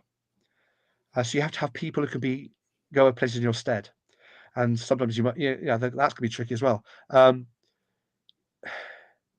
Speak with confidence. Tell the truth, but speak with confidence is a big one. You will end up making people think you've got the entire loaf, even if you've got a few crumbs. That's very important as well. And I guess a lot of it is just to really be open, constantly be talking to people, never be talking down to people. Realize that every intern somewhere will at some point be a group editor. As I remember when I first met Jordan White when he was an intern at a karaoke night at New York Comic Con years ago, and now he's a senior editor on Spider-Man. That happens a lot. I'm really happy that both CB Cebulski and Mary Javens are EIC and EIC at Marvel and DC, because I knew them back in the 90s kind of stuff. So it's a lot easier to just chat to people. So if there's an issue, I can just email them and I'll get a response. Yeah. So definitely the smallest people now will be the biggest people later, and it's really useful to know that. Don't be dazzled by celebrity. That's a hard one to learn, but you will. Everyone's just a human being with their own flaws. You'll make mistakes. You'll piss people off. Try and be humble. Try and apologize. Apologizing is a really useful thing. When you make mistakes, apologizing is the superpower. As long as you mean it. That's a big one. I've had to apologize to a lot of people over the years. I'm very glad I did. It doesn't always take. Yeah. Oh, and sometimes if you just can't get past a PR person at a company who's stopping you from doing whatever it is, some access you need, and they're just putting the kibosh on you and it won't get anywhere, don't worry. 10 years later, they won't have their job, but you'll still be there. You have to have the long term. You have to outlive people. You have to be in your position. And this is definitely not naming names. I just had an email conversation by someone who hates me or has hated me or spoken out against me, has campaigned against me in the past. And sent me an email going, "So, Rich, apparently you're always going to be here. So maybe we could do a deal about something that's coming up." It was like, yeah. All right. First time, fair enough. You've come to me saying that. Fair enough. Wasn't Ron Mars. I'll say that now. It wasn't Ron Mars. Well, thank you, Rich. This was a very important show this was for us. worth the 1 year wait. Yes, yes. And we I've been here. I'm not going anywhere. Anytime you want me, mate, I'm here. Thank you, Rich. We appreciate you, man, and much love until next time. Take care. Cheers. Wow, what a great dude. That was a great episode. I mean, unreal. Good stuff. What a show. We've been waiting for that for a while. And again, I can't wait to have him on again the next time. So Rich Johnston, ladies and gentlemen. Yeah. And it's funny is I remember when I first started writing for Bleeding Cool, I'm like, he's not gonna post this. There's no way he's gonna post. So who am I? And next thing you know, it's out there. And for him to invest the time into my brand, into Dennis's brand over the years, actually, decades. Now we can say decades, has been amazing. And to have him on the show today is kind of like that. I'm not going to say it's a payback, but it's kind of like, hey, we have the opportunity of our platform that we have. So we want to get you on so Yeah. you can talk Yeah. XYZ. I think that's the cool circle there. Yeah, excellent show. All right, we're almost 3 hours almost at the 3 hour mark. We've got 10 minutes to go. Do you guys got anything that you want to throw in this week that's on your minds or that's coming up that you want to mention? I forgot to ship this morning, so I got 2 hours to ship about 500 books. So we'll see how that goes. I will be on tonight, 12:30 a.m. Eastern on eBay Live / Jesse James Comics, slinging about 200 books tonight. And then we have a couple of cool conventions this weekend that we're then go to and hit the swap meets. I'm telling you, folks, hit the swap meets. Do not be shy to pull over and look at what people have and look underneath their baskets and ask them, do you have comics? 2 garage sales we went to this weekend, I said, hey, do you guys have any comics? And we ended up buying comics they just had inside their house. They never thought anybody would want them outside or wanted them. And so we were, just 2 short boxes, but always ask, always be looking, offer up all those other places. If you have Ollie's, check them out. And so that's kind of my goal this week, is to always be buying, always be selling, and prepping for next week's show. Yeah. Oh, and Thursday night.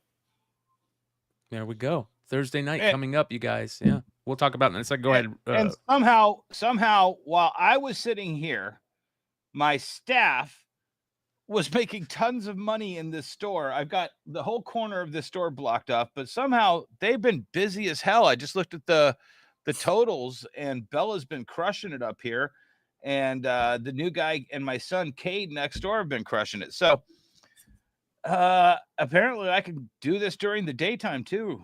Yeah, Brian. always be selling, man. Always be selling. Well, that reminds me, we brought Jesse, you brought up, we got a big show coming this Thursday. We have a special Thursday episode. Ladies and gentlemen, we're bringing on a new upstart in the world of comics, a very controversial person in the world of comics right now. That being young Rippa himself, Eric July, aka owner of the Rippaverse, and doing things his own way, learning how to create a world of comic books, his own world of comic books in the Rippaverse, and selling it to his fans the way that he wants to sell. And it's going to be very interesting to talk to him, talk about the Ripasend distribution world, and his views on comic book distribution in light of the Diamond Comics bankruptcy. Very interesting. That'll be this Thursday. It goes along with what Rich was telling us earlier. You either go with the flow and you just eventually fade out or go away, or you carve out your little niche and hope somebody finds the value in it, that they put you in a position where you can just keep doing that. And I think there's a lot of people right now and throughout this industry who have found those niches. I mean, Brian Polito, just you find your niche, you carve it out, you stay there, and you just make your stuff there, and nothing can bring you away from that. Yes. Amen. That's the way to do it. As you guys constantly say, you got to pivot in this industry, and you got to constantly be thinking about that. And that's very important. So for the love of comics, you guys, thank you for being here, and we'll see you guys Thursday night. Come hang out with us tomorrow night for the Wednesday night review show, where we'll have John Bowlerjack on joining us to talk about the Stan Lee documentary. It'll be very interesting. Tomorrow night, 10 p.m. Eastern, and then back here Thursday night, 9 p.m. Eastern with Eric July. Much love, you guys. We'll see you soon. Adios.